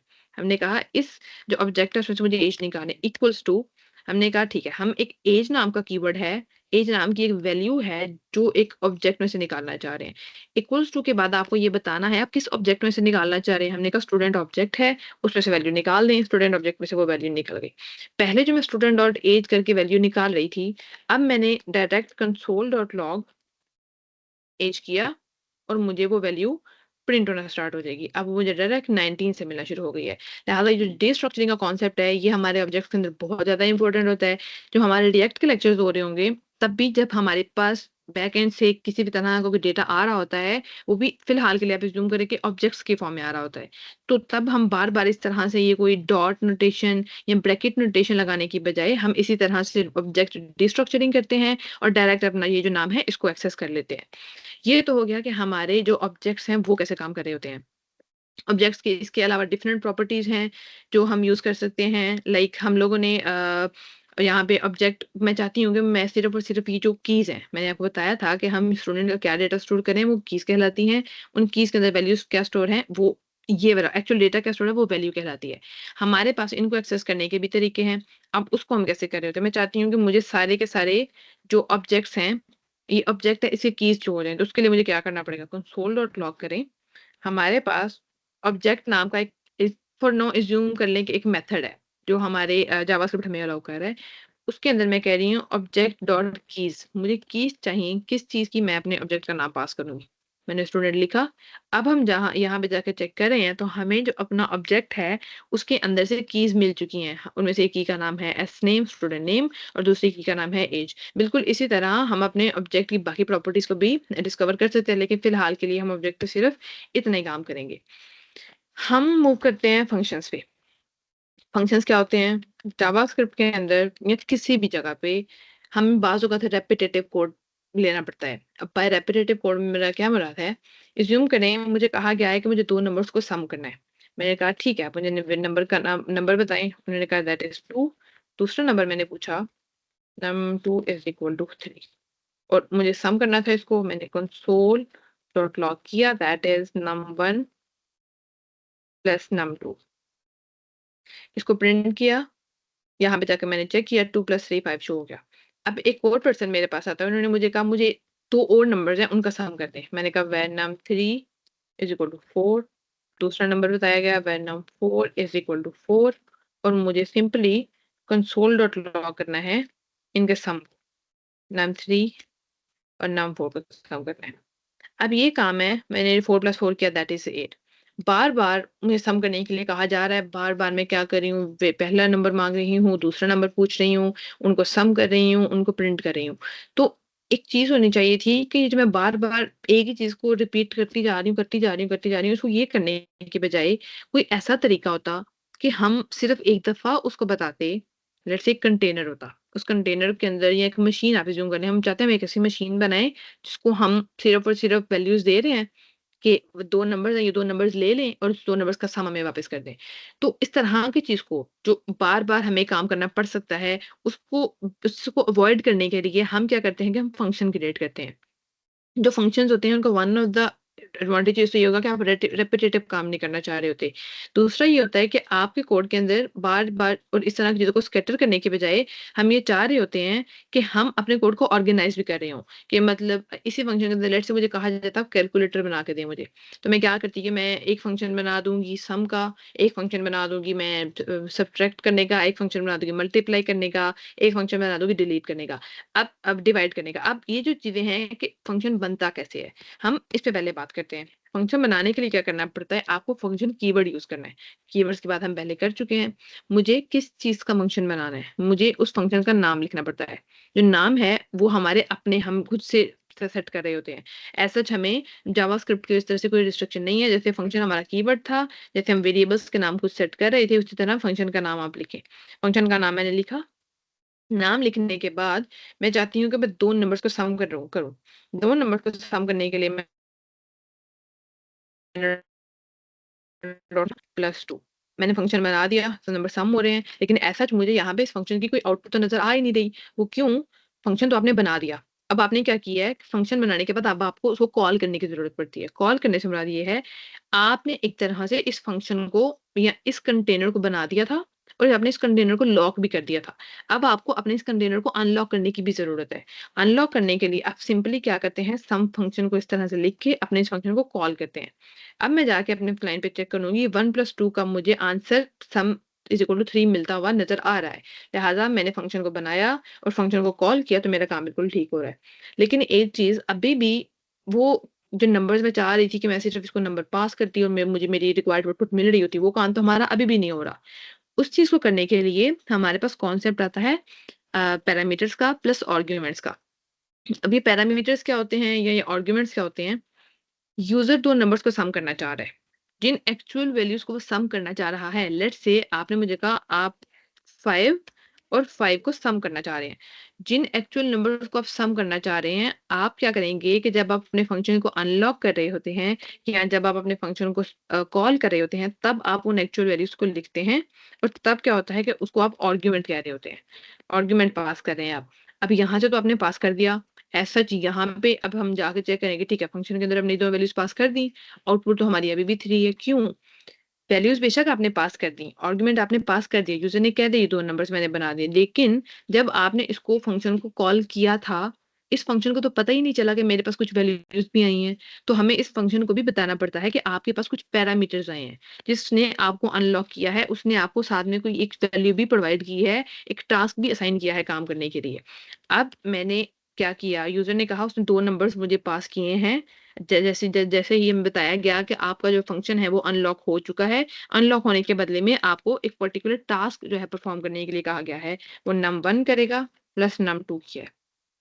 अब मेरे पास 2 नंबर्स आ चुके हैं। पहले मैं जैसे num1 कर रही थी प्लस num2 कर रही थी। अब उसी तरह से मैंने 5 और 5 किया। पहले जो मुझे सिंपल चीज़ वो हार्ड कोड करके 1 और 2 में सम करके वो मिल रही थी। अब यूज़र जब फंक्शन को कॉल करेगा, कॉल करते टाइम वो एक्चुअल वैल्यूज़ पास करे, मतलब आर्गुमेंट पास करे। जितने नंबर ऑफ आर्गुमेंट्स आप यहाँ से पास कर रहे होंगे, उतने ही नंबर ऑफ पैरामीटर्स यहाँ पे यूज़र या जो आपने फंक्शन बनाया होगा वो रिसीव कर रहा होगा। और जितने नंबर ऑफ पैरामीटर्स आप रिसीव कर रहे हैं, आपने उनको यूज़ किया और यूज़ करके आपने उस नंबर को प्रिंट करा दिया। इट्स अप टू यू, जितने नंबर ऑफ पैरामीटर्स आ रहे हैं आप सबको यूज़ करें, आप किसी को भी ना यूज़ करें, लेकिन this is how functions work. ये तो हो गया सिंपल फंक्शन कैसे बनाया जाता है। फंक्शंस को जावास्क्रिप्ट में बनाने के इसके अलावा भी 2 और तरीके हैं। एक फंक्शन इसके अलावा दूसरे फंक्शन का नाम है that is named function. Named function कैसे बनता है? एक चीज़ आपने नोट की होगी कि जब हम यहाँ पे वेरिएबल ऑब्जेक्ट बना रहे थे, पहले जो हमारा वेरिएबल था वो एट अ टाइम या तो स्ट्रिंग स्टोर कर रहा था या नंबर स्टोर कर रहा था या वो एट अ टाइम कोई बूलियन वेरिएबल स्टोर कर रहा था। लेकिन जब हमने ऑब्जेक्ट बनाया था, वो एक जावास्क्रिप्ट का जो वेरिएबल है, वो इतना एक स्ट्रॉन्ग किस्म की चीज़ है और इतनी वो पावरफुल है कि अब वो पूरे का पूरा एक ऑब्जेक्ट स्टोर करा रहा है। ऑब्जेक्ट क्या है? ऑब्जेक्ट के अंदर आप देख रहे होंगे कि आपको एक ऑब्जेक्ट के अंदर एक पहले जो आप एक वेरिएबल स्टोर करा रहे थे, अब आपको मज़ीद 2 वेरिएबल स्टोर कराने पड़े हैं। मतलब इसके वेरिएबल के अंदर इतनी पावर है कि वो कुछ भी अपने अंदर स्टोर करा सकते हैं। सिमिलरली जावास्क्रिप्ट का जो वेरिएबल है, ये जो उसका वर फंक्शन है, वो उसके पास इतनी पावर है कि वो पूरे के पूरे एक फंक्शन को भी अपने अंदर स्टोर करवा सकता है। अब वो एक पूरे फंक्शन को अपने अंदर कैसे स्टोर करवाता है, हमें ये चीज़ देखने की ज़रूरत है। हमने लिखा वर, पहले जो आप फंक्शन का नाम यहाँ पे रख रहे थे, हम अब क्या करेंगे कि हम यहाँ पे अपने फंक्शन का नाम लिखेंगे। मैंने वर ऐड इज़ इक्वल टू लिख दिया। मतलब मैं कह रही हूँ कि अब एक ऐड नाम का मेरा एक वेरिएबल है, जो पूरे का पूरा एक फंक्शन स्टोर करवाएगा। मैं इसको लिखूँगी फंक्शन। पहले भी हमने फंक्शन का कीवर्ड यूज़ किया था। अब हम अपना जो ये वाला सम का नाम था, वो यहाँ से उठा के अपने वेरिएबल को दे चुके थे। लिहाज़ा यहाँ पे दोबारा नाम लिखने की ज़रूरत नहीं है। हम सिर्फ़ और सिर्फ़ अपने इनपुट्स के लिए जगह छोड़ रहे होंगे और हमारे फंक्शन की डिक्लेरेशन हो गई। सिंपल यहाँ से कैसे वेरी कर रहे हैं कि सिंपल यहाँ पे आपने फंक्शन का कीवर्ड लगाया था, कीवर्ड लगाने के बाद आपने सम का वेरिएबल लिखा, अपना फंक्शन का नाम लिखा था। आप पैरामीटर्स यहाँ पे रिसीव कर रहे थे और सिंपली जो आपको प्रोसेसिंग करनी थी वो कर रहे थे। अभी हमने क्या किया, फंक्शन का कीवर्ड लिखा, फंक्शन का कीवर्ड लिखने के बाद हमने कहा हमारा ये फंक्शन ये कीवर्ड स्टोर करेगा, ये फंक्शन हमारा ये पैरामीटर्स रिसीव करेगा और इन कर्ली ब्रेसेस में वो ये प्रोसेसिंग कर कर रहा होगा। और ये सारी की सारी चीज़ें आप इस दफ़ा एक ऐड नाम का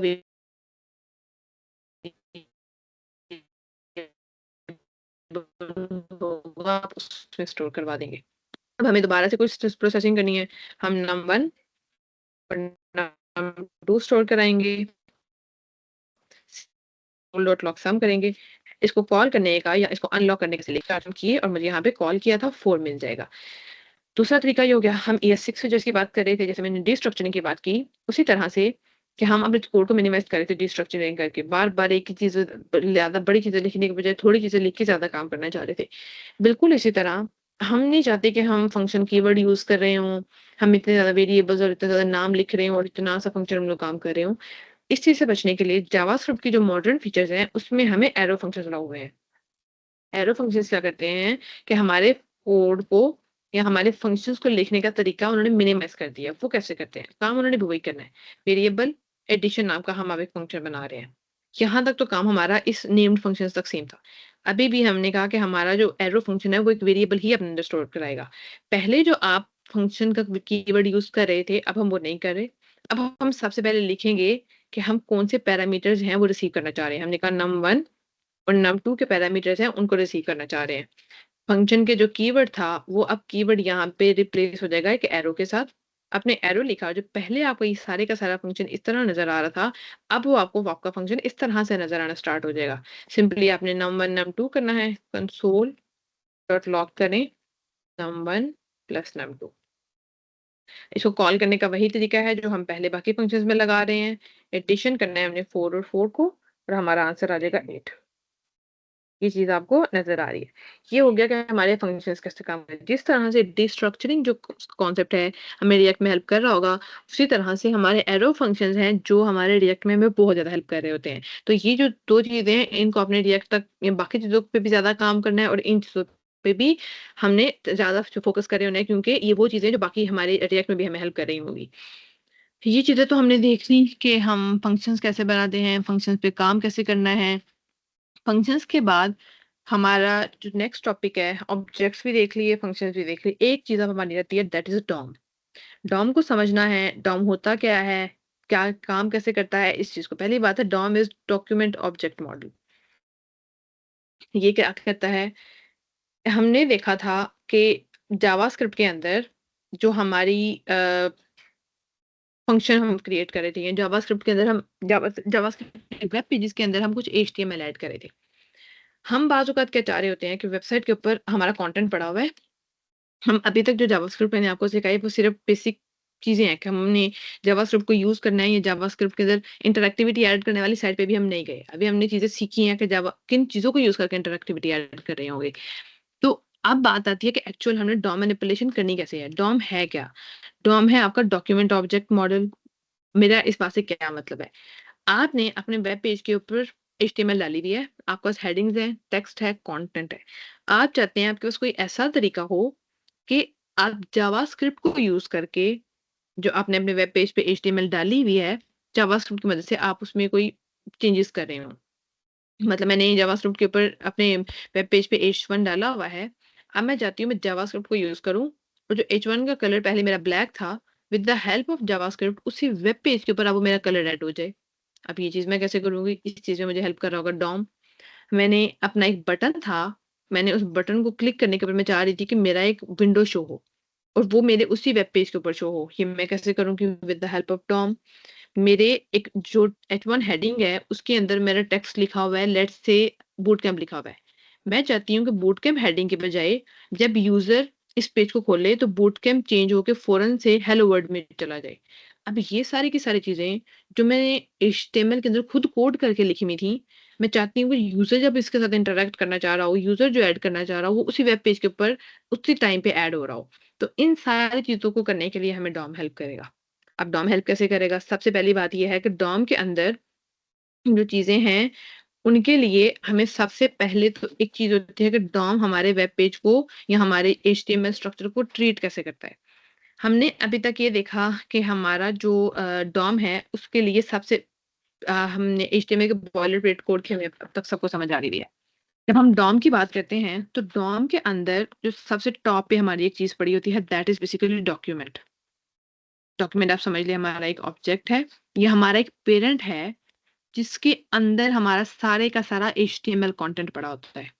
मतलब ये कि जब हम ब्राउज़र्स के अंदर जाके अपने एचटीएमएल कंटेंट की बात करते हैं, आपके कोड तक तो आपको नज़र आ रहा है कि आपका एचटीएमएल है। आपके पास है एचटीएमएल टैग है, एचटीएमएल टैग के अंदर हेड है, हेड प्लस बॉडी टैग है।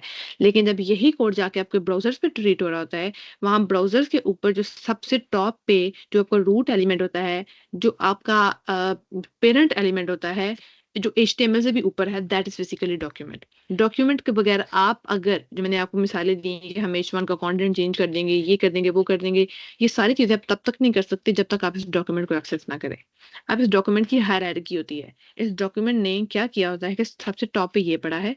इस टॉप के बाद एचटीएमएल के अंदर क्या डॉक्यूमेंट है, क्या टैग पड़ा था? हमारे पास एचटीएमएल पड़ा था। एचटीएमएल के बाद हमारे पास 2 चीज़ें थी। एक था हमारे पास हेड टैग। हेड टैग के बाद ये वो स्ट्रक्चर है जो ब्राउज़र या जो डॉम खुद अंडरस्टैंड कर रहा होता है, उसने अपने आप को इस तरह से क्रिएट किया है। हेड के बाद यहाँ पे बॉडी टैग बना हुआ था। बॉडी टैग के अंदर अभी तक अगर आप लोग देखें, तो हम लोगों ने सिर्फ़ और सिर्फ़ एक हेडिंग ऐड की हुई है। हेडिंग के अलावा यहाँ पे कुछ भी ऐड नहीं है। तो हम यहाँ पे जाकर देखते हैं कि बॉडी के अंदर हमने मज़ीद एक हेडिंग ऐड की है। यहाँ पे साथ-साथ चीज़ें आपकी डायनामिकली अपडेट होंगी। हेड टैग के अंदर आपने मेटा टैग डाला हुआ है। मेटा टैग के अंदर हम लोगों ने साथ में टाइटल टैग डाला हुआ है। या साथ में इसके अलावा मज़ीद जो भी चीज़ें आपने डाली होंगी वो यहाँ पे शो हो जाएगी। This is how DOM works. DOM treat कैसे करता है अपने आप को, डॉम ने मुझे चीज़ें क्या लेके आनी है और इस तरह की सारी चीज़ें। अब एक्चुअल में हम थोड़ी-सी एचटीएमएल लिखते हैं ताकि हम लोगों को समझ आए कि हम लोगों ने जो डॉम है उसके अंदर से चीज़ों को एक्सेस करना है तो हम किस तरीके से कर रहे होंगे। हम सबसे पहले एक जो है इसको हटाते हैं। हम एक पैराग्राफ क्रिएट करते हैं, एक डिव क्रिएट कर लेते हैं। डिव का नाम मैंने रखा क्लास बॉक्स। इसमें हम एक डमी पैराग्राफ डाल रहे हैं दैट इज़ ऑफ 5 वर्ड्स। इसके बाद मैं एक हॉरिज़ॉन्टल रूल एक हमारे पास एचटीएमएल टैग है जिसकी मदद से हम एक हॉरिज़ॉन्टल लाइन ऐड करना चाहे तो वो एचआर की मदद से ऐड कर रहे होते हैं। सेम मैं इसी तरह का एक और बॉक्स अपने पेज पर डालना चाह रही हूँ। मैं एक और टैग अपना पे डॉक्यूमेंट पे एक चीज़ डालना चाह रही हूँ, लेकिन उसमें मैं कहती हूँ कि आईडी है और आईडी लेट्स से मैं कहती हूँ इस नेम इज़ कंटेनर। ये डालने के बाद मुझे एक बटन भी ऐड करना है। Button is equal to let's से साइन अप नाम रखा हुआ है हमने उसका। अब अगर हम अपने वेब पेज को जाकर देखें तो हमारा वेब पेज हमें कुछ इस तरीके से नज़र आ रहा है। हमने यहाँ पे कुछ कंटेंट डाला था लाइक सबसे पहले मैंने एक बॉक्स बनाया था डिव डिव उसका उसको मैंने क्लास दी बॉक्स उसमें मैंने कुछ कंटेंट डाला मैंने सेम उसी क्लास को रखा और मैंने एक और बॉक्स नाम की क्लास बना दी और मैंने इसके बाद एक आईडी नाम का एक आईडी को यूज़ करके मैंने एक और डिव रखा और मैंने एक बटन क्रिएट किया। अब मैं चाहती हूँ कि मैं इनमें से जो मेरा कोई भी डिव है, फिलहाल हम किसी एक डिव को पकड़ के ये एक्सेस करना चाह रहे हैं, किस तरह से जावास्क्रिप्ट हमें ये अलाउ करता है कि आपने एचटीएमएल के साथ जो वेब पेज पे कंटेंट डाला है, आप उसको एक्सेस करें। मुझे एक्सेस करना है अपने इस एचटीएमएल के अंदर अज़्यूम करें जो मेरा जो थर्ड डिव है, मैं चाहती हूँ मैं इसको एक्सेस करूँ। तो किस तरह से हम एचटीएमएल के अंदर कर रहे होंगे, जावास्क्रिप्ट के अंदर करेंगे। हम कहते हैं कि ये जो आपका पेज था इसके ऊपर लेट्स से फिलहाल सारा हम कमेंट आउट कर रहे हैं। मुझे एक्सेस करना है उस डिव को। उस डिव को एक्सेस करने के आपके पास डिफरेंट तरीके हैं। आप सबसे पहले क्या करेंगे कि जो ये वाला डिव है, मैं चाहती थी कि मैं थर्ड वाला डिव एक्सेस कर रही हूँ। एचटीएमएल के अंदर या जावास्क्रिप्ट के अंदर जब हम कोई कंटेंट एक्सेस कर रहे होते हैं, मैंने जैसे कहा था कि डॉक्यूमेंट हमारा एंट्री पॉइंट है। उसके बगैर आप उस वेब पेज के ऊपर पड़े हुए किसी कंटेंट को एक्सेस नहीं कर सकते। हम डॉक्यूमेंट पे एंटर हो चुके, हमें डॉक्यूमेंट एक्सेस मिल गई कि हाँ, अब हमें उस वाले पेज की एक्सेस है। मैं चाहती हूँ कि मैं वहाँ पे वो एलिमेंट जो है थर्ड वाला उसको एक्सेस कर रही हूँ। थर्ड एलिमेंट में मुझे एक आईडी नज़र आ रही है। मतलब ये कि जावास्क्रिप्ट के अंदर आप अगर एक एलिमेंट को उसकी आईडी से एक्सेस करना चाह रहे होते हैं, तो आपके पास एक ऑप्शन होता है गेट एलिमेंट बाय आईडी का। गेट एलिमेंट बाय आईडी लिखने के बाद आपको स्ट्रिंग फॉर्मेट में आईडी का नाम देना होता है। मैंने कंटेंट उसकी आईडी बता दी। मैंने डॉक्यूमेंट लिखा, डॉक्यूमेंट का मैंने एक मेथड यूज किया कि मैं एक आईडी को यूज करके डॉक्यूमेंट का वो एलिमेंट एक्सेस करना चाह रही हूँ और मुझे वो शो हो जाए। अब मैं अपने वेब पेज पे गई हूँ, मुझे तो वो कहीं पे भी नहीं शो हुआ। इवन मैंने कंसोल पे ट्राई किया, कंसोल पे भी नहीं शो हुआ। अब कंसोल पे शो करने के लिए मुझे प्रॉपर बताना पड़ेगा कि मैं इसको प्रिंट करना चाह रही हूँ। कंसोल डॉट लॉग किया, हम अपने इस कंटेंट को उठाएँगे, कंसोल डॉट लॉग करके यहाँ पे प्रिंट कर रहे हैं हम। ये पेज अगर हम जाके चेक करें, तो जो आपने एचटीएम आप अपने जावास्क्रिप्ट के अंदर अपने एचटीएमएल के कंटेंट को एक्सेस कर रहे हैं। सिंपली आपने अपने एंट्री पॉइंट बताया डॉक्यूमेंट, आपने ये बताया कि मुझे एक आईडी है कंटेनर नाम की उसको लो और उस आईडी का जो बिट डिव है या जो कंटेनर वहाँ पे पड़ा वो मुझे अलाउ कर यहाँ पे डिव यूज़ किया, हमने उस आईडी को यूज़ करके वो एक्सेस किया और जावास्क्रिप्ट के अंदर आपको अपने के अंदर जो कंटेंट पड़ा हुआ था, वो आपको यहाँ पे शो होना स्टार्ट हो चुका है। अब मैं अगर इस डिव पे जाके इसको क्लिक कर रही हूँ, तो वो मुझे प्रॉपर शो हो रहा है। तो जो डिव आपको नज़र आया है, वो बेसिकली ये वाला डिव था। ये तो हो गया एक तरीका। इसके अलावा हमारे पास एक तरीका होता है कि हम अपने एलिमेंट को क्लास के नाम से भी एक्सेस कर सकते हैं। जैसे हमारे पास ये एलिमेंट है, बॉक्स उसकी क्लास है, ये एलिमेंट है, हम इसको एक्सेस कर सकते हैं। अब हम क्या करेंगे, हम कहेंगे console dot log document dot gate element by class name. Class name लिखने के लिए भी हम लोगों को प्रॉपर वहां पे एक स्ट्रिंग पास करनी है। स्ट्रिंग पास करके आपको अपनी क्लास का नाम लिखना है। मैंने ये क्लास का नाम लिखा। अब हम जाके इस वेब पेज पे चेक कर रहे हैं। पहले तो मुझे प्रॉपर एक डिव या प्रॉपर वही एलिमेंट रिटर्न हो रहा था, लेकिन अब अगर आप देखें तो आपको एक एचटीएमएल कलेक्शन रिटर्न हो रही है। अब एचटीएमएल कलेक्शन अभी के लिए आप एज्यूम कर लें कि आपका एक डेटा स्ट्रक्चर है जो आपको ये बता रहा है कि आपके पास इस क्लास की इस नाम की जितनी भी क्लासेस थी, हमने बॉक्स नाम लिया, बॉक्स नाम की हमारी एक क्लास थी। इस क्लास के साथ जितने भी आपके एचटीएमएल के एलिमेंट्स एसोसिएटेड थे, हमने देखा था कि हमने यहाँ पे एक जो बॉक्स क्लास थी उसको यूज़ करके हमने एक ये वाला डिव बनाया था। सेम उसी बॉक्स क्लास को यूज़ करके हमने दूसरा डिव बनाया था और हमें ये चीज़ पता है कि हम आईडी को रिपीट नहीं करते, हम अपनी क्लास का नाम रिपीट कर सकते हैं। तो जो एचटीएमएल है, उसको भी पता जो हमारा जावास्क्रिप्ट है, उसको भी ये पता है कि इस नाम की एक से ज़्यादा क्लासेस इस क्लास के साथ एक से ज़्यादा एलिमेंट्स एसोसिएट हो सकते हैं। इसने देखा बॉक्स नाम की जो क्लास थी उसके साथ 2 डिव थे। दोनों के दोनों से रिटर्न कर दिए हैं। अगर हम अपने इस डेटा स्ट्रक्चर को या इस अज़्यूम करें जो इस कंटेनर के अंदर मुझे 2 चीज़ें रिटर्न हुई हैं कि आपके पास 2 हैं। अब मैं आप पहले वाले जो चीज़ है उसको एक्सेस करने की कोशिश करी, उसने कहा डेव डॉट बॉक्स है, दूसरा भी आपका डेव डॉट बॉक्स है। अब ये डेटा स्ट्रक्चर फिलहाल आप ऐसे अज़्यूम करें कि आपके पास एक कंटेंट था जो आप इस तरह से एक्सेस कर रहे थे कि हमने यहाँ पे एचटीएमएल कलेक्शन की बात कर रहे हैं। एचटीएमएल कलेक्शन आप कह लें कि ये आपका एक डेटा स्ट्रक्चर है, ये आपका एक बॉक्स है, ठीक है? ये कंटेनर है हमारा और इसको हमने कहा ये हमारी एचटीएमएल कलेक्शन है। पहले जब हमने आईडी को देखा था, आईडी ने सिंपली उस आईडी के साथ जो हमारा एचटीएमएल एलिमेंट है वो रिटर्न कर दिया था। क्यों? क्योंकि आईडी एक ही होती है। आईडी के साथ में उस आईडी का एक एलिमेंट एसोसिएट होगा, उसके साथ एक से ज़्यादा एलिमेंट एसोसिएट नहीं होंगे। क्लास जो थी, क्लास के साथ एक से ज़्यादा एलिमेंट्स एसोसिएट हो सकते थे, हमें रिटर्न हुई HTML collection. HTML collection return होने के बाद अज़्यूम करें एक कंटेनर बनाया गया था। कंटेनर के डिफरेंट उतने जितने उस एक पर्टिकुलर क्लास के साथ एलिमेंट्स एसोसिएट थे। बॉक्स नाम की 2 क्लासेस थी, 2 ब्लॉक्स बना दिए गए। ज़ीरो कहा गया कि आपके पास एक ब्लॉक का नाम 0 है, दूसरे ब्लॉक का नाम 1 है। फिलहाल हमने कह दिया कि 0 ब्लॉक है और 1 ब्लॉक है। यहाँ पे भी आपको एक बॉक्स वाला एलिमेंट शो रहा है, यहाँ पे भी आपको बॉक्स वाला एलिमेंट शो रहा है। जिसको मैं जिसमें ब्लॉक को 0 या 1 कह रही हूँ, इसको आप अज़्यूम करें कि आपके पास डेटा स्ट्रक्चर है या आपके पास एक कंटेनर है जिसका 0 इंडेक्स है या 1 इंडेक्स है जहाँ पे वो चीज़ स्टोर है। मैं चाहती हूँ कि मैं इस पहले वाले बॉक्स को जो है एक्सेस कर रही हूँ। उसको मैं कैसे करूँगी कि हमने ये तो देख लिया कि जो हमारा ये एलिमेंट था, ये हमें इस तरह से रिटर्न कर रहा था। ये जो document dot gate elements bye class name box है। हमने कहा यहाँ पे 2 ब्लॉक बनाए हैं इसने, 0 के नाम का और 1 के नाम का। मुझे कौन-सा वाला एक्सेस करना है? 0 वाला। तो मैं क्या करूँगी? स्क्वेयर ब्रैकेट्स लिखूँगी। स्क्वेयर ब्रैकेट्स लिखने के बाद यहाँ पे 0 लिखूँगी। इस 0 ब्लॉक में जो वैल्यू पड़ी है मुझे वो एक्सेस कर दो। हमने अब देखा कि पहले जो चीज़ आपको एक एचटीएमएल कलेक्शन रिटर्न हो रही थी, अब आपको वो बिल्कुल वैसे ही शो होना शुरू हो चुकी है, जैसे आपको एक क्लास नेम की तरह शो हो रही थी। तो हमें ये चीज़ मिल गई, अब हमें क्लास का भी पता चल गया।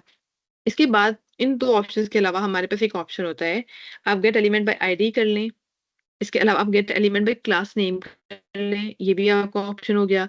तीसरी चीज़ ये है कि आप गेट एलिमेंट बाय हम टैग नेम भी कर सकते हैं। अब उसके लिए हमने एक बटन ऐड किया था, हम ट्राई करते हैं उस बटन को एक्सेस करने की। मैंने कहा document dot gate element by tag name. हमने टैग नेम लिखा और टैग नेम के अंदर मैं क्या लिखूँगी बटन। इसको मैंने बटन लिखा। बटन लिखने के बाद अब हम जाके अपने डॉक्यूमेंट पे एक्सेस करने की कोशिश करते हैं, तो हमें अब भी एक एचटीएमएल कलेक्शन रिटर्न हुई है। अब एचटीएमएल कलेक्शन अब इस बेशक ही एक एलिमेंट रिटर्न हुआ था।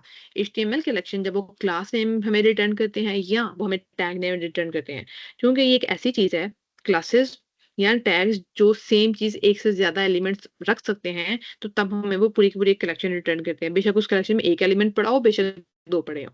लिहाज़ा हमें अब भी वो एलिमेंट एक्सेस हुआ है।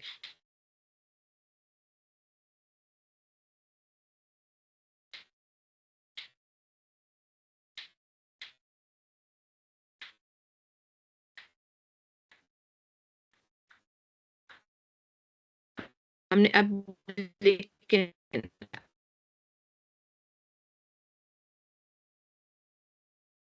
मुज़ल्फ़ा आपकी आवाज़ जिटर कर रही है।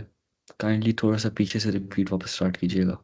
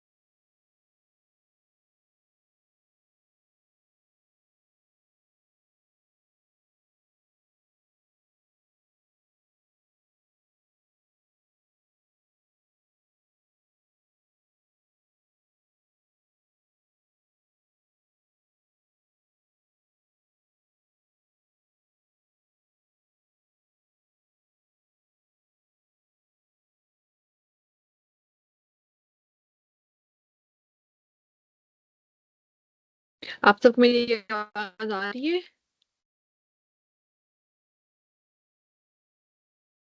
अच्छा, तो हम बात कर रहे थे कि हमने अपने एचटीएमएल के अंदर से जो भी कंटेंट वगैरह यूज़ एक्सेस करना तो ये सीख लिया कि हम डॉक्यूमेंट के अंदर हमारे एचटीएमएल में कंटेंट है, उसको यूज़ करके हम लोगों ने कैसे जावास्क्रिप्ट के अंदर वो कंटेंट एक्सेस किया है।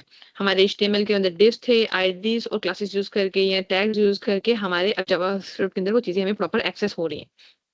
अब क्या है कि हम चाहते हैं कि कंटेंट तो हमारे पास आ गया, अब हमें पूरे का पूरा डिव एलिमेंट शो हो रहा है। मैं चाहती हूँ कि जो जावास्क्रिप्ट को यूज़ करके जो मेरे इस पेज के ऊपर ये वाला जो कंटेंट शो हो रहा था, मतलब इस डिव अभी तो फिलहाल मुझे पूरे का पूरा डिव शो हो रहा है।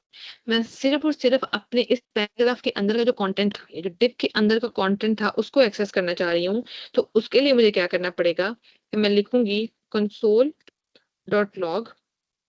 एक चीज़ तो हमने पहले लिख ली, अब ये हमने वेरिएबल्स वगैरह स्टोर करना सीखे। पहले हम क्या करेंगे कि जो हमारा वेरिएबल था, जिसकी हम वैल्यू को एक्सेस करना चाह रहे हैं, मैं उसको यूज़ करके प्रॉपर एक वेरिएबल में स्टोर कराऊँगी कि हम इस वैल्यू को इन फ्यूचर यूज़ ने कहा variable content is equal to this. अगर हम इस कंटेंट को प्रिंट करें, पहले हम क्या कर रहे थे कि डायरेक्ट उस वैल्यू को यूज़ कर रहे थे और उसको वहीं पे प्रिंट कर रहे थे।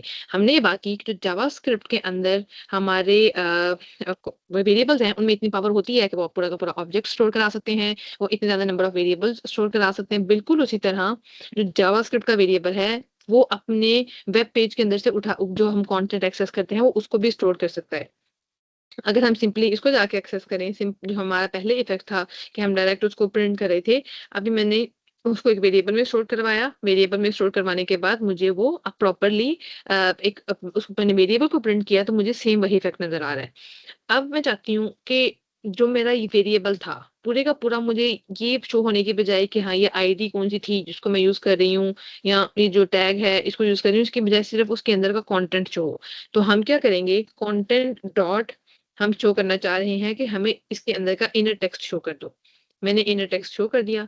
जैसे ही मैंने इनर टेक्स्ट शो किया है, अब जो पहले मुझे वो पहले टैग दिखा रहे थे, आईडी दिखा रहे थे, पूरा एलिमेंट दिखाने की बजाय मैं सिर्फ़ उसका कंटेंट एक्सेस करना चाह रही थी, तो वो मुझे पूरे का पूरा कंटेंट भी एक्सेस कर रहे थे। वो पूरे का पूरा कंटेंट भी अब मुझे नज़र आ रहा था।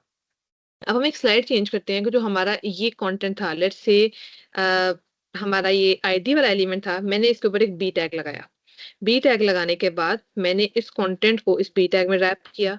अगर आप जाके देखें तो हमारा ये कंटेंट हमें बोल्ड नज़र आ रहा है। हमने ये कंटेंट देख लिया, बोल्ड नज़र आ रहा है। अब मैं जब इसको एक्सेस कर रही थी कि मैंने कहा था मुझे इसका इनर टेक्स्ट एक्सेस करना है। इस टेक्स्ट को एक्सेस करने के 2 तरीके हैं। आप एक तरीका यूज़ करें डॉट इनर टेक्स्ट एक्सेस हो गया। दूसरा तरीका ये है कि आप यूज़ करें इनर एचटीएमएल का। अब इन दोनों में फ़र्क क्या है हम ये देखते हैं। हमने पहले किया इनर टेक्स्ट एक्सेस कर लिया, मैंने इनर एचटीएमएल एक्सेस किया। इनर एचटीएमएल के अंदर आपको एक चीज़ नज़र आ रही होगी कि सबसे पहली बात, आपने जब ये लाइन लिखी document dot gate element by ID, वो वाला एलिमेंट लो जिसकी आईडी कंटेनर है। हमें ये चीज़ यहाँ पे पता चल गई, हमने कंटेनर वाला पूरे का पूरा एलिमेंट ले लिया, जो जिसकी आईडी कंटेनर थी वो पूरा एलिमेंट आ गया। इस लाइन पे हमने कहा कि कंटेनर जो आपने पूरा एलिमेंट लिया है, वो डिव जिसकी आईडी कंटेनर थी, उसके अंदर कुछ कंटेंट पड़ा हुआ है। जो सिर्फ़ और सिर्फ़ टेक्स्ट है ना, इनर टेक्स्ट हमें वो अलाउ कर रहा है। उसने हमें इनर टेक्स्ट अलाउ कर दिया। अब मैंने कहा इनर टेक्स्ट अलाउ करने के बाद ये हम च नज़र आ रहा है हमें कि वो यहाँ पे हमें प्रिंट होता हुआ भी पता चल रहा है। अब हमने कहा कि सिर्फ़ इनर टेक्स्ट मत शो करो। बाज़ औक़ात क्या होता है कि जैसे हमने देखा कि यहाँ पे हमारा जो एलिमेंट था, ये वाला ये डिव था, डिव के अंदर एक बी टैग था, बी टैग के बी टैग को वो रैप कर रहा था, उस बी टैग के अंदर एक कंटेंट था।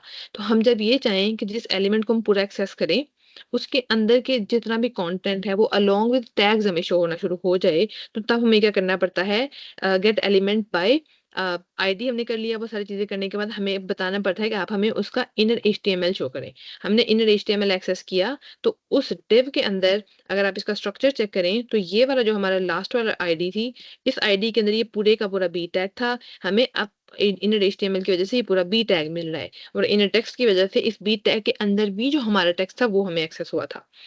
ये चीज़ें तो हो गई कि एलिमेंट एक्सेस हो गया। अब मैं चाहती हूँ कि जो मेरी ये कंटेनर के अंदर कंटेंट पड़ा हुआ है या किसी भी एक कंटेंट को मैं चेंज करना चाह रही हूँ। अज़्यूम करें कि मैंने कहा कि जो मेरा एलिमेंट है ये वाला। जिसको हमने बॉक्स का नाम लिखा हुआ है, या आप एज्यूम करें इसको भी मैं एक वेरिएबल के अंदर स्टोर कराना चाह रही हूँ। मैंने कहा var box is equal to this. अब जैसे ही मैंने ये लिखा, इसको मैं कंसोल डॉट लॉग करूंगी, सेम वही इफेक्ट के पहले जो हम सिंपल बात चीज प्रिंट कर रहे थे, अब वो हमने एक वेरिएबल में स्टोर करवाई है। वेरिएबल में स्टोर कराने के बाद मैंने उसको प्रिंट करवा लिया है।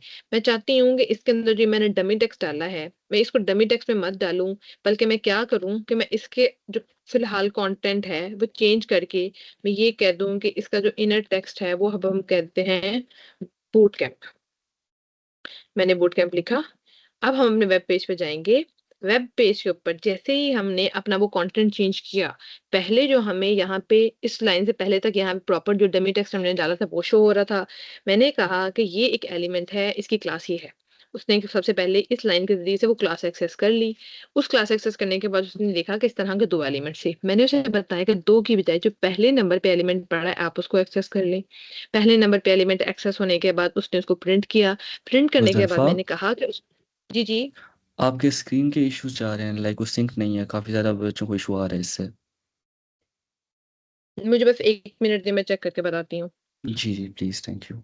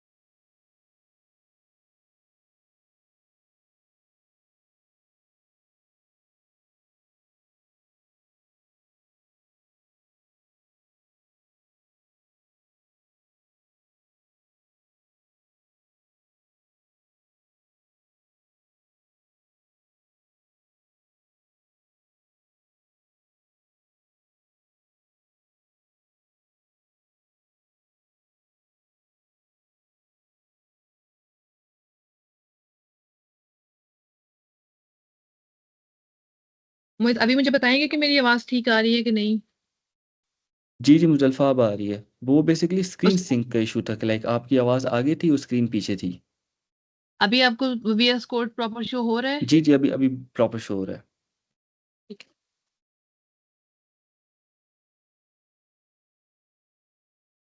अच्छा, हम बात कर रहे थे कि हमने एचटीएमएल से कंटेंट ले लिया, हम इनर टेक्स्ट और इनर एचटीएमएल पे बात कर रहे थे। हमने ये चेक किया कि मैंने एक क्लास एक्सेस की थी। क्लास एक्सेस करने के बाद जो ये वाली हमने क्लास ले ली, एज्यूम करें पहले वाली थी। हम ये चाह रहे थे कि इस क्लास के अंदर इनर टेक्स्ट कैसे शो होगा, इनर एचटीएमएल कैसे शो होगा। हमने आईडी ली। आईडी लेने के बाद मैंने जब डॉट इनर टेक्स्ट किया तो इनर टेक्स्ट क्या करता है कि आपके उस पर्टिकुलर आईडी को या उस पर्टिकुलर एलिमेंट जो आपने एक्सेस किया होता है, उसके अंदर जो भी टेक्स्ट होता है वो सिर्फ आपको वो प्रिंट करके दे देता है। जैसे हमारा जो यहाँ पे एलिमेंट था, जो डिव एलिमेंट था जिसकी आईडी कंटेनर थी, उसके अंदर एक प्रॉपर बी टैग भी था और उस बी टैग के अंदर एक टेक्स्ट था। तो जब हम इस आईडी कंटेनर को कहते हैं कि आप आपके अंदर जो भी इनर टेक्स्ट है हमें वो शो करें, उस सूरत में उसने हमें प्रिंट करके दिया था अपना सिर्फ़ और सिर्फ़ टेक्स्ट। ये मसला आने के ये हमने चीज़ ठीक कर ली। हम चाह रहे हैं कि हमें सिर्फ़ और सिर्फ़ टेक्स्ट नहीं चाहिए है। टेक्स्ट के अलावा जो प्रॉपर हमारा जो डिव एलिमेंट है, डिव एलिमेंट के बाद उसके अंदर बी टैग भी है, मैं चाहती हूँ कि मुझे वो टेक्स्ट अलोंग विद उस पर्टिकुलर एलिमेंट के अंदर जितने भी टैग्स पड़े होंगे, वो भी मुझे एक्सेस हो रहे हों।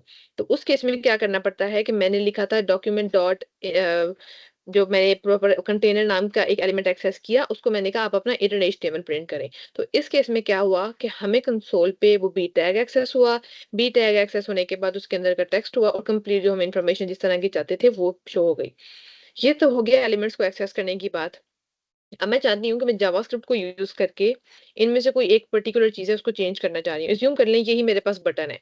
मैं इस बटन के अंदर का जो टेक्स्ट है ना इसको चेंज करना चाह रही हूँ। तो क्या होगा कि जैसे मैंने पहले अपना डॉक्यूमेंट का कंटेंट था उसको एक जगह पे सेव करा लिया था। इस तरह भी मैं कहती हूँ कि वेयर बीटीएन है वो मेरा ये कंटेंट से स्टोर करा रहा है। मैंने डॉक्यूमेंट से कहा कि टैग नेम है आपका बटन, उसने बटन एक्सेस किया। बटन नाम का जो टैग था उसके अंदर से आप मुझे ये वैल्यू एक्सेस करके दें। फिलहाल हमें कोई चीज़ शो नहीं हो रही। हमें डॉक्यूमेंट के अंदर से बटन लिया और बटन हमने देखा था कि एचटीएमएल कलेक्शन है। उस एचटीएमएल कलेक्शन ने अपने अंदर एक चीज़ स्टोर की हुई थी और दैट वाज़ बटन। वो हमने प्रिंट करके बीटीएन में स्टोर करा दिया। console.log हम बीटीएन करेंगे तो हमें प्रॉपर्ली अपना बटन शो होना शुरू हो जाएगा। ये हमें शो हो रहा है। अब मैं चाह रही हूँ कि इस बटन के अंदर ये जो साइन अप टेक्स्ट लिखा हुआ है ना, ये लिखा होने के बजाय यहाँ पे कुछ और हो। वो हम कैसे करेंगे? जैसे यहाँ पे तो हमने सिंपली किया था किसी भी चीज़ को एक्सेस कर रहे थे। मैं चाहती हूँ वो चेंज हो जाए तो मैं क्या करूँगी BTN dot inner text. Inner text में हम कह देते हैं इस दफ़ा कि क्लिक।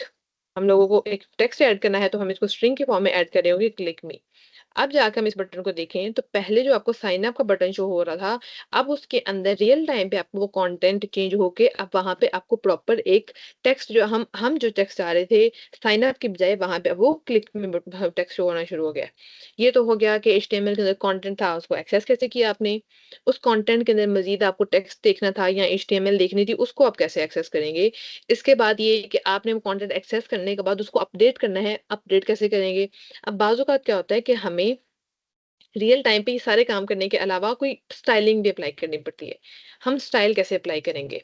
मैंने ये बटन ले लिया, हम क्या कर सकते हैं, जो भी एलिमेंट आपको एक्सेस हो गया, आप बटन बीटीएन आपने लिख दिया डॉट, उसके बाद हमें क्या करना पड़ता है, एक स्टाइल मेथड यूज़ करते हैं हम लिखते हैं स्टाइल। स्टाइल लिखने के बाद मतलब स्टाइल से आपको समझ आ रही होगी कि हम इसका जो सीएसएस है उस रियल टाइम पे सीएसएस को चेंज करने की बात करें। मैंने स्टाइल लिखा, फिर मैं चाह रही हूँ कि मैं इस बटन का बैकग्राउंड कलर चेंज करूँ। मैंने बैकग्राउंड कलर चेंज किया, डॉट लिख के हमने कहा बटन है, बटन एक्सेस हो गया। इस बटन के ऊपर एक सीएसएस लगेगी, वो हमने स्टाइल से स्पेसिफाई कर लिया। उस सीएसएस के ज़रिए से हम इसका बैकग्राउंड कलर चेंज कर रहे होंगे। वो बैकग्राउंड कलर चेंज करेंगे और लेट्स से हमने बैकग्राउंड कलर इसका रेड स्पेसिफाई कर दिया।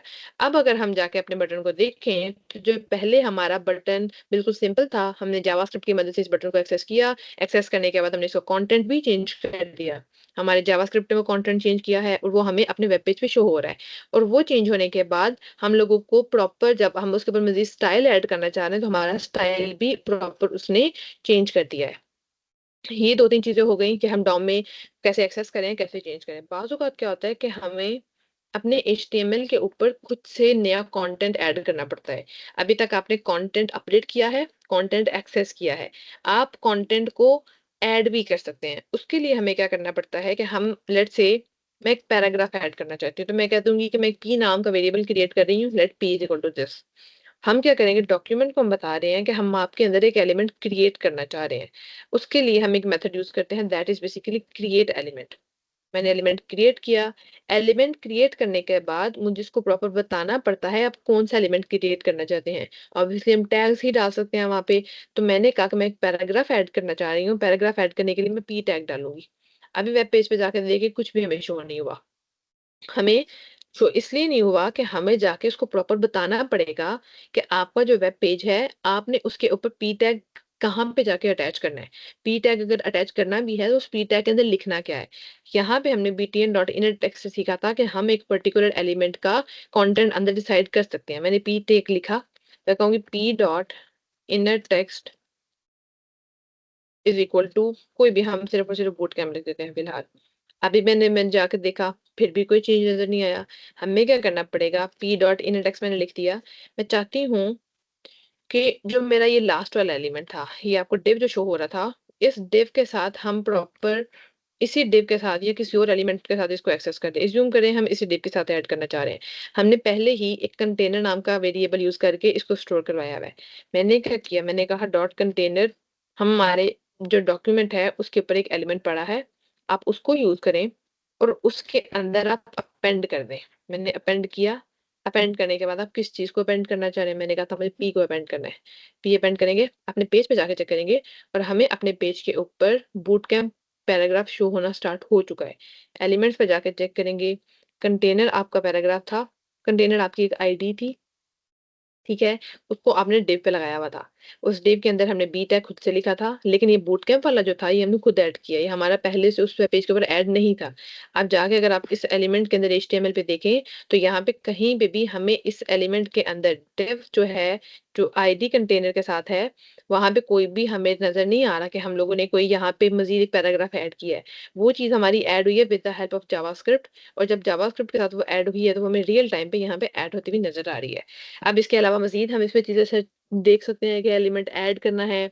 मैंने जो एलिमेंट को एंड पे ऐड किया है, मज़ीद हम चीज़ें ऐड कर सकते हैं कि आप एलिमेंट को स्टार्ट पे ऐड कर दें। एलिमेंट को हम किसी भी एलिमेंट है, डॉक्यूमेंट के एंड पे ऐड करना है, स्टार्ट पे ऐड करना है। तो ये सारी चीज़ें हैं जो हम इवेंट अपने डॉम के अंदर मज़ीद चेक कर सकते हैं।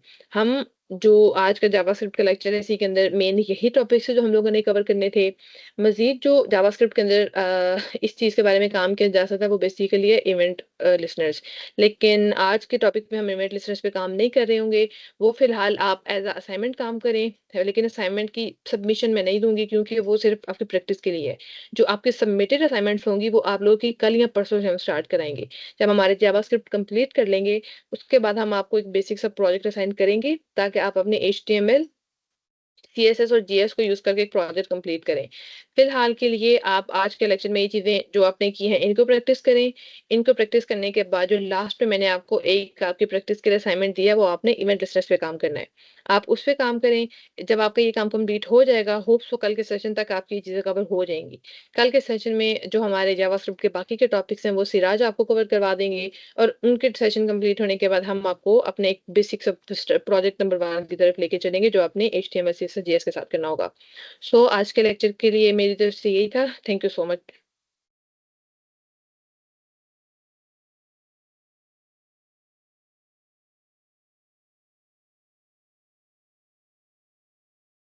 अस्सलाम वालेकुम एवरीवन। वी नो आज का जो थोड़ा सेशन था वो थोड़ा सा शॉर्ट और थ्योरेटिकल था, और आप लोगों के काफ़ी सारे कंफ्यूजिंग क्वेश्चंस होंगे कुछ पर्टिकुलर बच्चों के लिए। बट द पॉइंट इज़ कि आज सिर्फ आज के लिए आप कोप अप कर लें, क्योंकि जो कल सिराज भाई आपको जब प्रॉपर जावास्क्रिप्ट एडवांस वाली चीज़ें पढ़ा लेंगे ना, तो आपके जो आज वाले कॉन्सेप्ट्स हैं उसके अंदर ही कवर हो जाएंगे। क्योंकि कल हमारा पर्टिकुलर प्लान है कि हम आपको थोड़ा सा मिनी प्रोजेक्ट करा देंगे क्लास के अंदर ही, तो तब आपके सारे जावास्क्रिप्ट अभी तक के एचटीएमएल सीएसएस उसके अंदर ही निकल जाएगी। बट स्टिल अगर आपका कोई क्वेश्चन है तो आप पूछ सकते हैं, आपका माइक अभी ऑन कर दिया जाएगा। But still I will suggest कि थोड़ा सा कोप अप कर लें, आपके सारे कन्फ्यूजन्स कल तक क्लियर हो जाएंगी।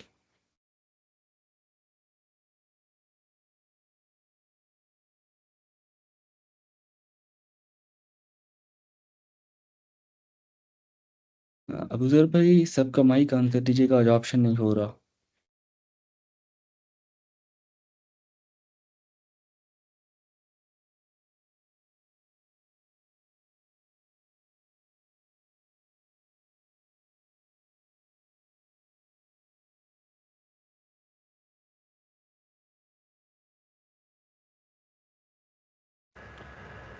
मुझे इस तरह कर लें कि जिसका भी क्वेश्चन है वो हैंड रेस कर ले और उसका माइक अनम्यूट कर लेते हैं। ऑप्शन नहीं आ रहा सारों को अनम्यूट करने का।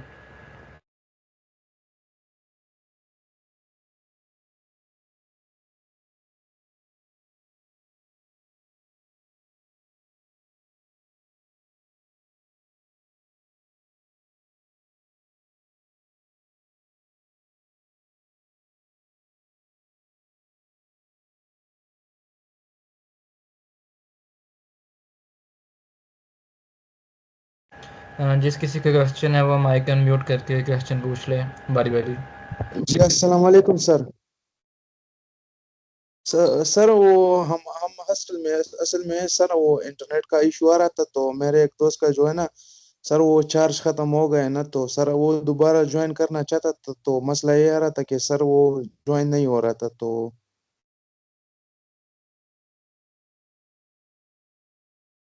हेलो,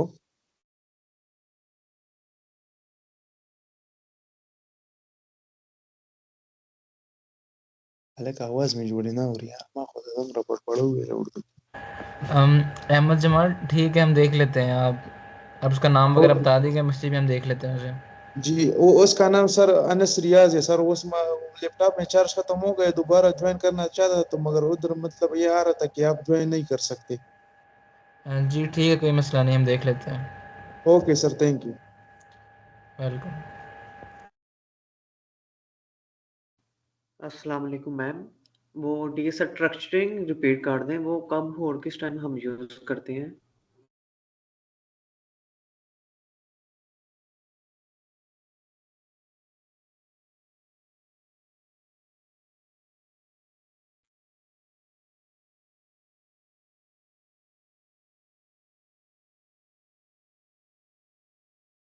अच्छा, डील स्ट्रक्चरिंग के बारे में मैंने आपसे कहा था कि अभी जैसे मैंने आपको एक सिंपल सा ऑब्जेक्ट बना के दिखाया था कि आप ऑब्जेक्ट के अंदर कोई वेरिएबल स्टोर करा रहे थे, आप नाम स्टोर करा रहे हैं, एक प्रॉपर एज स्टोर कराते हैं, रजिस्ट्रेशन नंबर या इस तरह की चीज़ें।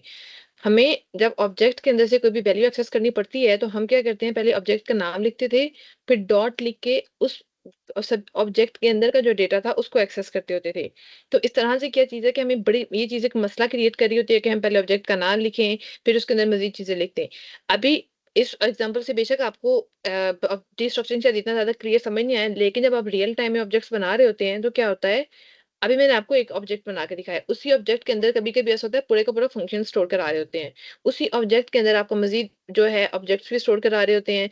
हमें कोई ऐसा तरीका चाहिए था कि हम अपने ऑब्जेक्ट के अंदर की चीज़ों को बार-बार ये डॉट लगा के, ये जो मैं स्क्वायर ब्रैकेट्स लगा के चीज़ों को एक्सेस कर रही थी, इस तरह से करने की बजाय हम एक आसान तरीका चाहते थे कि जैसे हम सिंपल वेरिएबल्स को एक्सेस करते हैं, कोई डॉट नोटेशन नहीं यूज़ करते।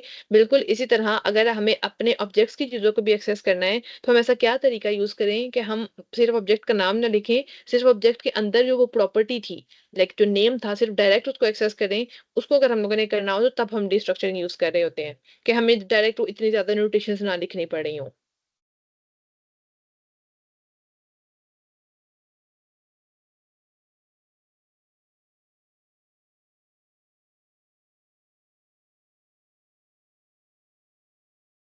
इसके अलावा किसी का कोई पर्टिकुलर क्वेश्चन है? अगर है तो काइंडली अपना हैंड रेज कर दीजिएगा।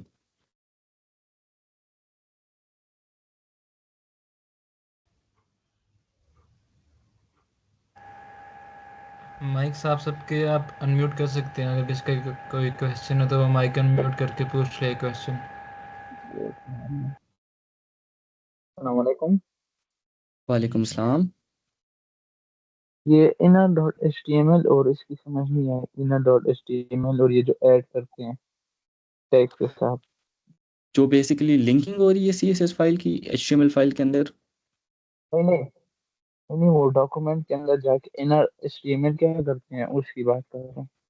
अच्छा, तो देखें, अब जब हम किसी भी पर्टिकुलर एट्रीब्यूट को सिलेक्ट करते हैं ना, तो या तो हम जो HTML लिखते हैं ना, अब फॉर एग्जांपल एक एट्रीब्यूट है H1, ठीक है। H1 के अंदर एक और एट्रीब्यूट है P टैग। अब अगर H1 को आप सेलेक्ट करते हैं और H1 के अंदर वाला P टैग आप सेलेक्ट करना चाह रहे हैं, तो आप उसको किस तरह सेलेक्ट करेंगे? इनर HTML के थ्रू, क्योंकि आप HTML को सिलेक्ट करना चाह रहे हैं ना।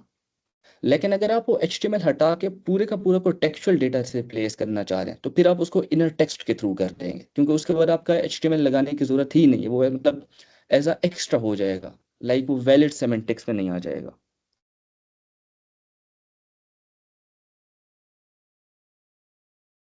आइए आपको समझ। जी जी अभी। ठीक है, थैंक यू। इसके अलावा किसी का कोई क्वेश्चन? जी अस्सलाम वालेकुम सर। वालेकुम सलाम तैयब भाई, कैसे हैं आप? कर रहा है मैं सर, मुझे ना एक कन्फ्यूजन रहती है अलाइन आइटम्स में और अलाइन कंटेंट में। जी। मैं समझता हूँ कि ये दोनों सेम हैं। लेकिन वो जो मैम ने जो वो गेम को प्ले करने का वो एक्टिविटी दी थी, वो मैं आज कर रहा था। तो मुझे वहाँ पे कहीं पे लाइन आइटम्स में यूज़ कर रहा था, तो फिर मैंने ग्रुप में हेल्प ली, तो उन्होंने कहा जी यहाँ पे लाइन कंटेंट लिखें। इसमें मैं हाँ। कन्फ्यूज़ हूँ, ये दोनों सेम हैं, अलग हैं, किस टाइम पे किसने यूज़ होना है, ये क्लियर नहीं हो पा रहा। अच्छा, 1 सेकंड दीजिएगा, मैं आपको बताता हूँ।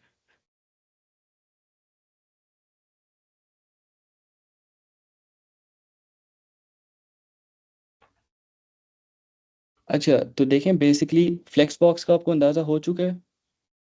जी, जी, बिल्कुल। अब आपने जो पर्टिकुलर एट्रीब्यूट्स मेंशन किए हैं, एक था अलाइन आइटम्स, एक था अलाइन कंटेंट। ठीक है, ठीक है? तो अब आप ठीक, समटाइम्स अपनी स्क्रीन के हॉरिजॉन्टली कोई चीज़ को सेंटर वगैरह करना चाह रहे होंगे, या लेफ्ट करना चाह रहे होंगे, या राइट करना चाह रहे होंगे। लाइक आप चाह ठीक, रहे हैं कि जो आपके हॉरिजॉन्टल स्पेस है ना, उसके अंदर काम हो। तो ठीक। उसके अंदर मेरे ख्याल में अलाइन कंटेंट यूज हो रहा होता है, और जो वर्टिकली आप करना चाह रहे हो उसमें अलाइन आइटम यूज हो रहा है। ये एग्जैक्ट मैं आपको देख के 1 सेकंड बता देता हूँ। सिर्फ मुझे 1 सेकंड दीजिएगा, जो कौन सा वर्टिकल होता है, कौन सा हॉरिजॉन्टल होता है। वो जस्टिफाई कंटेंट नहीं होता सर हॉरिजॉन्टली? सिर्फ 1 सेकंड दीजिएगा ना। जी, जी।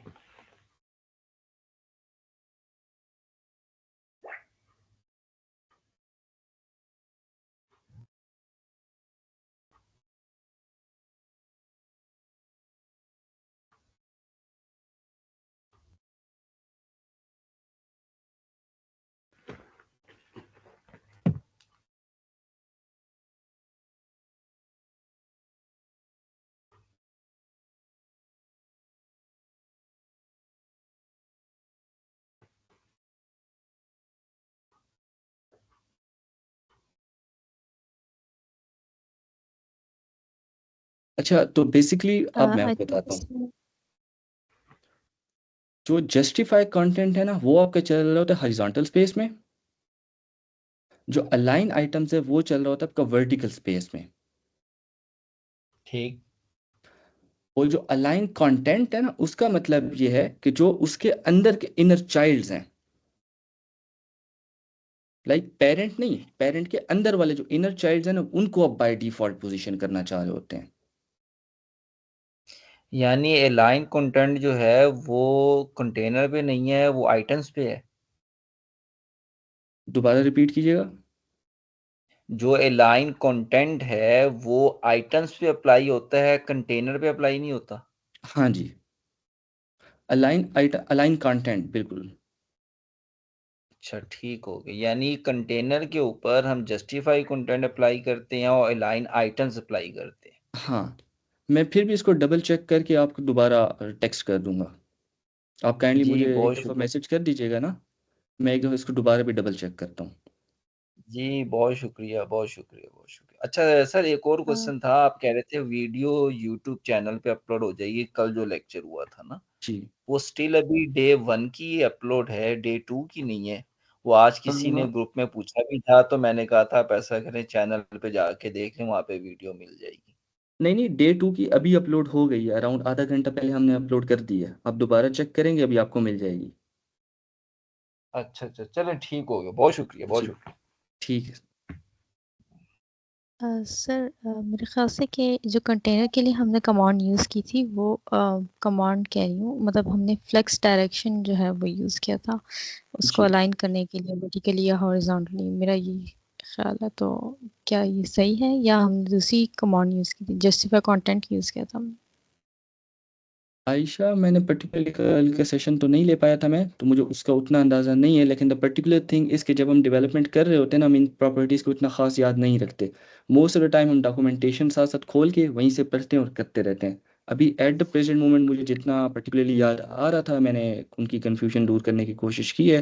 But still I will try कि सेशन के एंड पे मैं दोबारा उस चीज़ को एक दफ़ा देखूँ और उनको प्रॉपर बता दूँ। ओके। जी।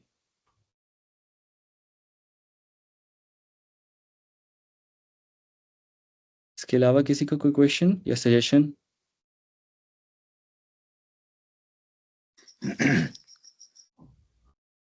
अस्सलाम वालेकुम सर। वालेकुम सलाम।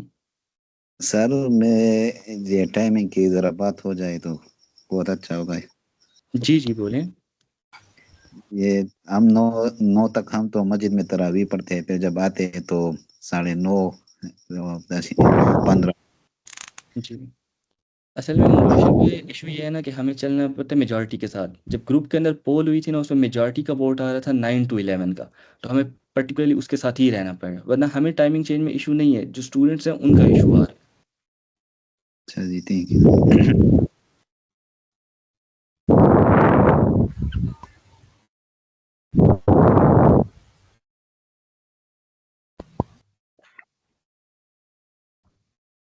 अस्सलाम वालेकुम सर। है। वालेकुम सलाम। सर जी, ये इनर टेक्स्ट और इनर एचटीएमएल में बेसिक डिफरेंस क्या है सर? बूट क्या? अच्छा, तो ये मैंने अभी आपको दोबारा बता देता हूँ। बेसिकली सम टाइम्स, अब अभी तो हम बहुत बेसिक लेवल पे हैं ना, हमें इतना उसके अंदर डिफरेंशिएट करने का पता नहीं चल रहा। लेकिन सम टाइम्स जब हम डॉक्यूमेंट ऑब्जेक्ट मॉडल के थ्रू एचटीएमएल लिखना चाह रहे होते हैं ना, अब अगर आप लिखना चाह रहे हैं एचटीएमएल और आप यूज़ करते हैं इनर टेक्स्ट को, तो तब वो एचटीएमएल फाइल के अंदर वो प्रॉपर चीज़ नहीं जाती, क्योंकि आपको सेमेंटिक्स ही उसको पता नहीं चल पा रहे होते। अगर आपने एचटीएमएल लिखनी है तो पर्टिकुलरली इनर एचटीएमएल को यूज़ कर लेंगे। और अगर आपने कोई टेक्सचुअल कंटेंट लिखना है, कोई स्ट्रिंग लिखनी है, फॉर एग्जांपल आपने लिखना है अबू हुरैरा स्पीकिंग, तो तब आप टेक्सचुअल कंटेंट जो इनर टेक्स्ट है वो पर्टिकुलरली यूज़ कर रहे होते हैं। अभी तो हमारा बहुत ही बेसिक लेवल है ना, आपको सिर्फ दो प्रॉपर्टीज़ के नाम पता है, लेकिन जब हम ये थोड़ा सा आगे प्रोजेक्ट की तरफ मूव करेंगे ना, तो तब आपको पता चल रहा होगा किस जगह पे कौन सी चीज़ लग रही है। इसलिए मैं आपको कह रहा था कि जो कल का आपका डे होने वाला है ना, उसमें आपको पर्टिकुलर चीज़ें ज़्यादा क्लियर होंगी, क्योंकि कल हम थ्योरी से थोड़ा सा हटकर थोड़ा सा आपको प्रोजेक्ट दिखाने वाले हैं। ठीक है सर, थैंक यू।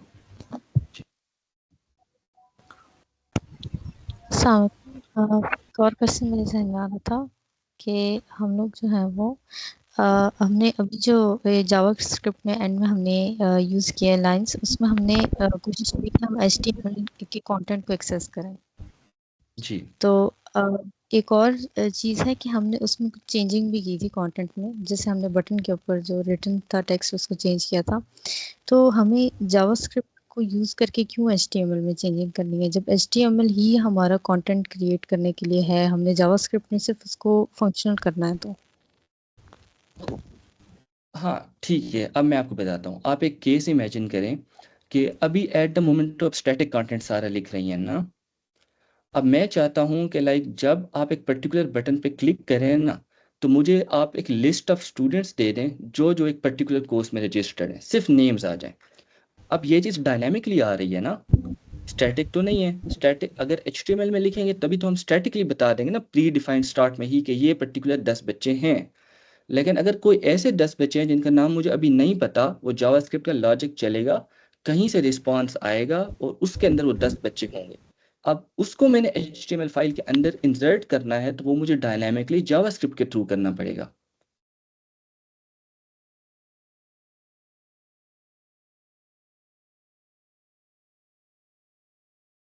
आयशा, आपकी कंफ्यूजन क्लियर हुई है या एक और एग्जांपल दूं? नहीं, यस, जैसे हम लोग कोई फॉर्म फिल करते हैं और उसके अंदर हम अपना डेटा देते हैं, तो वो मतलब डायनामिकली हम दे रहे हैं, तो अब मतलब वो पहले स्टैटिक नहीं है, ठीक है, वो चेंजिंग हमारी जो हम करेंगे वो स्टोर होगी। तो थैंक यू सर। ठीक है।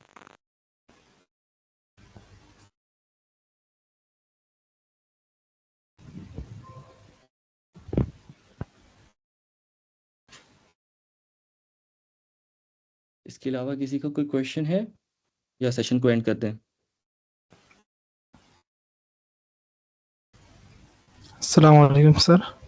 वालेकुम सलाम। सर जी, जो सिस्टम का मसला आ रहा है, जो ऑडियो सिंक्रोनाइज नहीं होती स्क्रीन, तो इससे अगर एक लाइन भी हमसे मिस हो जाती है तो फिर आगे आगे बहुत मसला आ जाता है हमको, फिर आगे का जो काम होता है वो समझ नहीं आता। असल में वी आर रियली सॉरी कि आपको ये इश्यूज फेस करने पड़ रहे हैं, बट द पॉइंट जो मसला आ रहा है ना, वो इस तरह है कि जो हमारी टीम है वो डिफरेंट जगहों पे डिस्टर्ब ये है। मतलब अब हम सारे एक जगह से तो कर रहे नहीं है। अब कोई बंदा हॉस्टल में है, कोई बंदा घर में है, और आपको हॉस्टल्स के इंटरनेट का पता ही है। We are trying our very best. हमने अल्टरनेट के अंदर मोबाइल पैकेजेस भी रखे हुए हैं, पर हॉस्टल सिटी के अंदर आपको इंटरनेट के इश्यूज का ऑलरेडी ही पता है। So we are trying our very best कि आपको इश्यूज मतलब फेस ना करने पाए, और अगर इन केस हो भी जाता है तो हम दोबारा बैक से थोड़ा सा रीस्टार्ट कर रहे हैं। अब ये कुछ ऐसे फैक्टर्स हैं जो हमारे कंट्रोल में नहीं है, but still we are trying our very best. ठीक है, एक मैं कहता हूँ कि ऐसा बंद होना चाहिए जिसको पता हो कि यहाँ से ऑडियो जो है वो ख़राब हो जाती है या स्क्रीन जो है लेक करती है, तो फिर उसको बताए कि यार यहाँ से दोबारा रिपीट करें। ठीक है डैन भाई, हम मेक श्योर करेंगे कि कल से आपको दोबारा ये इंशाल्लाह मसला ना आए। ठीक है, सलाम। वालेकुम सलाम।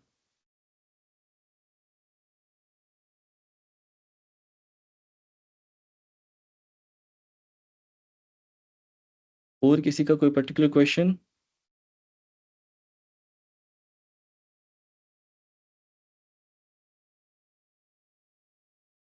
आई थिंक सो अभी आपके क्वेश्चंस ख़त्म हो चुके हैं, तो हम सेशन को एंड कर देते हैं। फिर इंशाल्लाह कल मिलेंगे। कल थोड़ी सी एक्साइटमेंट हमारी ज़्यादा होने वाली है, क्योंकि कल इंशाल्लाह हमें प्रॉपर चीज़ जब दिखाई जाएगी तो आपको इंशाल्लाह ज़्यादा मज़ा आएगा। Hoping for the best. इंशाल्लाह कल मिलते हैं फिर। अल्लाह हाफिज़।